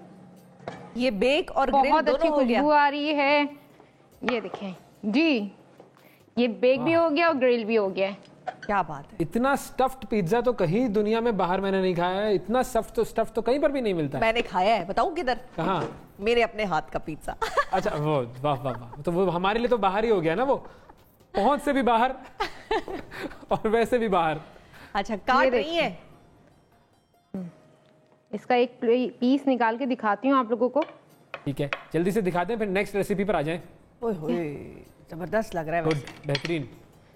चले, ये ऐसे देख लें आप, फिर मैं नेक्स्ट रेसिपी पे आ जाती हूँ। हाँ, ऐसे ही देख लिया आपने। अच्छा कलर आया है, नीचे से देख रहे हैं, नीचे से दिखाएं। हाँ, ये बिल्कुल तैयार हो गया है। ठीक है, मैं इतने नेक्स्ट रेसिपी पे आ जाती हूँ। अच्छा, खजूर और बनाना मिल्क शेक की जैसे बात हो रही थी, और बहुत लोग बनाते हैं, डेली बनाते हैं, अपने अपने तरीकों से बनाते हैं, लेकिन आज जो मैं बना रही हूँ बहुत ही खास रेसिपी और बहुत ही अच्छी। जैसे गर्मियाँ बढ़ती जा रही है तो उसका मैंने इसमें ख्याल रखा है कि हाँ, आशा का तरीका है। तो यहाँ मैं ले रही हूँ ऑल पर्पस मिल्क, जो कि गाढ़ा है और 100% नेचुरल दूध से तैयार है, कोई मिलावट नहीं है इसमें। इससे आप बनाए मिल्क शेक बहुत मज़ेदार बनेगा। जी बिल्कुल, ठीक है, बनाइए। ये डाल रहे हैं हम ऑल पर्पस मिल्क। हम 2 गिलास ले रहे हैं। ठीक है, ठीक है। क्यों आप अपना नहीं ले रही हैं बनाना? हमारा ही रखें आपने 2 गिलास? नहीं नहीं, मैं अपना नहीं ले रही। अच्छा, हाँ, बस आप दोनों को मैं भेज रही हूँ। यहाँ पे मैं खजूर ले रही हूँ, 4 से 5 खजूरें ली थी मैंने, 6 बल्कि ली हैं, उसके सीड्स निकाल दिए थे, वरना एक अजीब सी आवाज़ आएगी आपके ब्लेंडर में ना, और हो सकता है कि टूट भी जाए। यहाँ चीनी शामिल कर देती हूँ थोड़ी सी मिठास देने के लिए, थोड़ी सी शामिल कर रही हूँ, ज़्यादा नहीं। इसे और ठंडा और अच्छी इसकी तासीर अच्छी बनाने के लिए, क्योंकि गर्मियाँ है तो छोटी इलायची का पाउडर शामिल कर रही हूँ। फ्रेश है, बिल्कुल ताज़ा कूटा था, ताकि इसका एक अच्छी सी खुशबू भी है, अच्छा सा जायका है। और इसे अच्छा बनाने के लिए इसमें मैं शामिल कर रही हूँ दही, 1 कप के बराबर। अच्छा, ओके। बनाया कभी आपने ये सब? नहीं, ये ऐसा तो नहीं बनाया मैंने। अच्छा, इसमें मैं शामिल कर रही हूँ, लग रहा है स्मूदी नुमा, ठंडी बर्फ भी डाल दें इसमें। ओके जी, स्मूदी मिक्स हो गया। गर्मी को हमने मद्देनजर रखा है ना, डेट लोग ये कहते हैं कि चले खजूर हैं इसकी, हाँ, ठंडी ठंडी बर्फ शामिल कर रही हूँ ताकि ठंडा सा हमारा ही मिल्क शेक तैयार हो जाए। फौरन बना लें, हमारे पास आखिरी 1 मिनट रह गया है। हमारा मिल्क शेक तैयार हो गया। बस ये बताएं कि चॉपर और फूड प्रोसेसर में क्या फर्क है? ये नहीं पता आपको? चॉपर जो होता है वो ये खाली ब्लेंडर, चॉपर जो होता है उसमें कीमा वगैरह पीसते हैं, खाली वो सिंगल चॉपर होता है। और फूड प्रोसेस होता है उसमें जूस, ये ब्लेंडर भी होता है साथ उसमें, और उसमें ना आप ना जग भी होता है, उसमें बहुत सारे ब्लेड्स दिए जाते हैं आपको, जिसमें आप अपनी सब्जियों की कटिंग कर सकते हैं। तो ये फर्क होता है। अच्छा, तो यानी कि चॉपर में सब्जियों की कटिंग नहीं हो सकती है? आयशा चॉपर पे ना जाए, आखिरी मिनट रह गया है। आयशा बस जल्दी से आप ये डाल दें। आयशा को आवाज ही नहीं जा रही थी मेरे ख्याल में। बस डाल रही हूँ, बस आप नजर नहीं लगाएगा, मैं डालती हूँ ना तो गिरता है हमेशा। अच्छा, तो लेकिन ये जाते जाते बता दें, मैंने सवाल पूछ ही लिया है कि सब्जियों की कटिंग जो है वो चॉपर में नहीं हो सकती।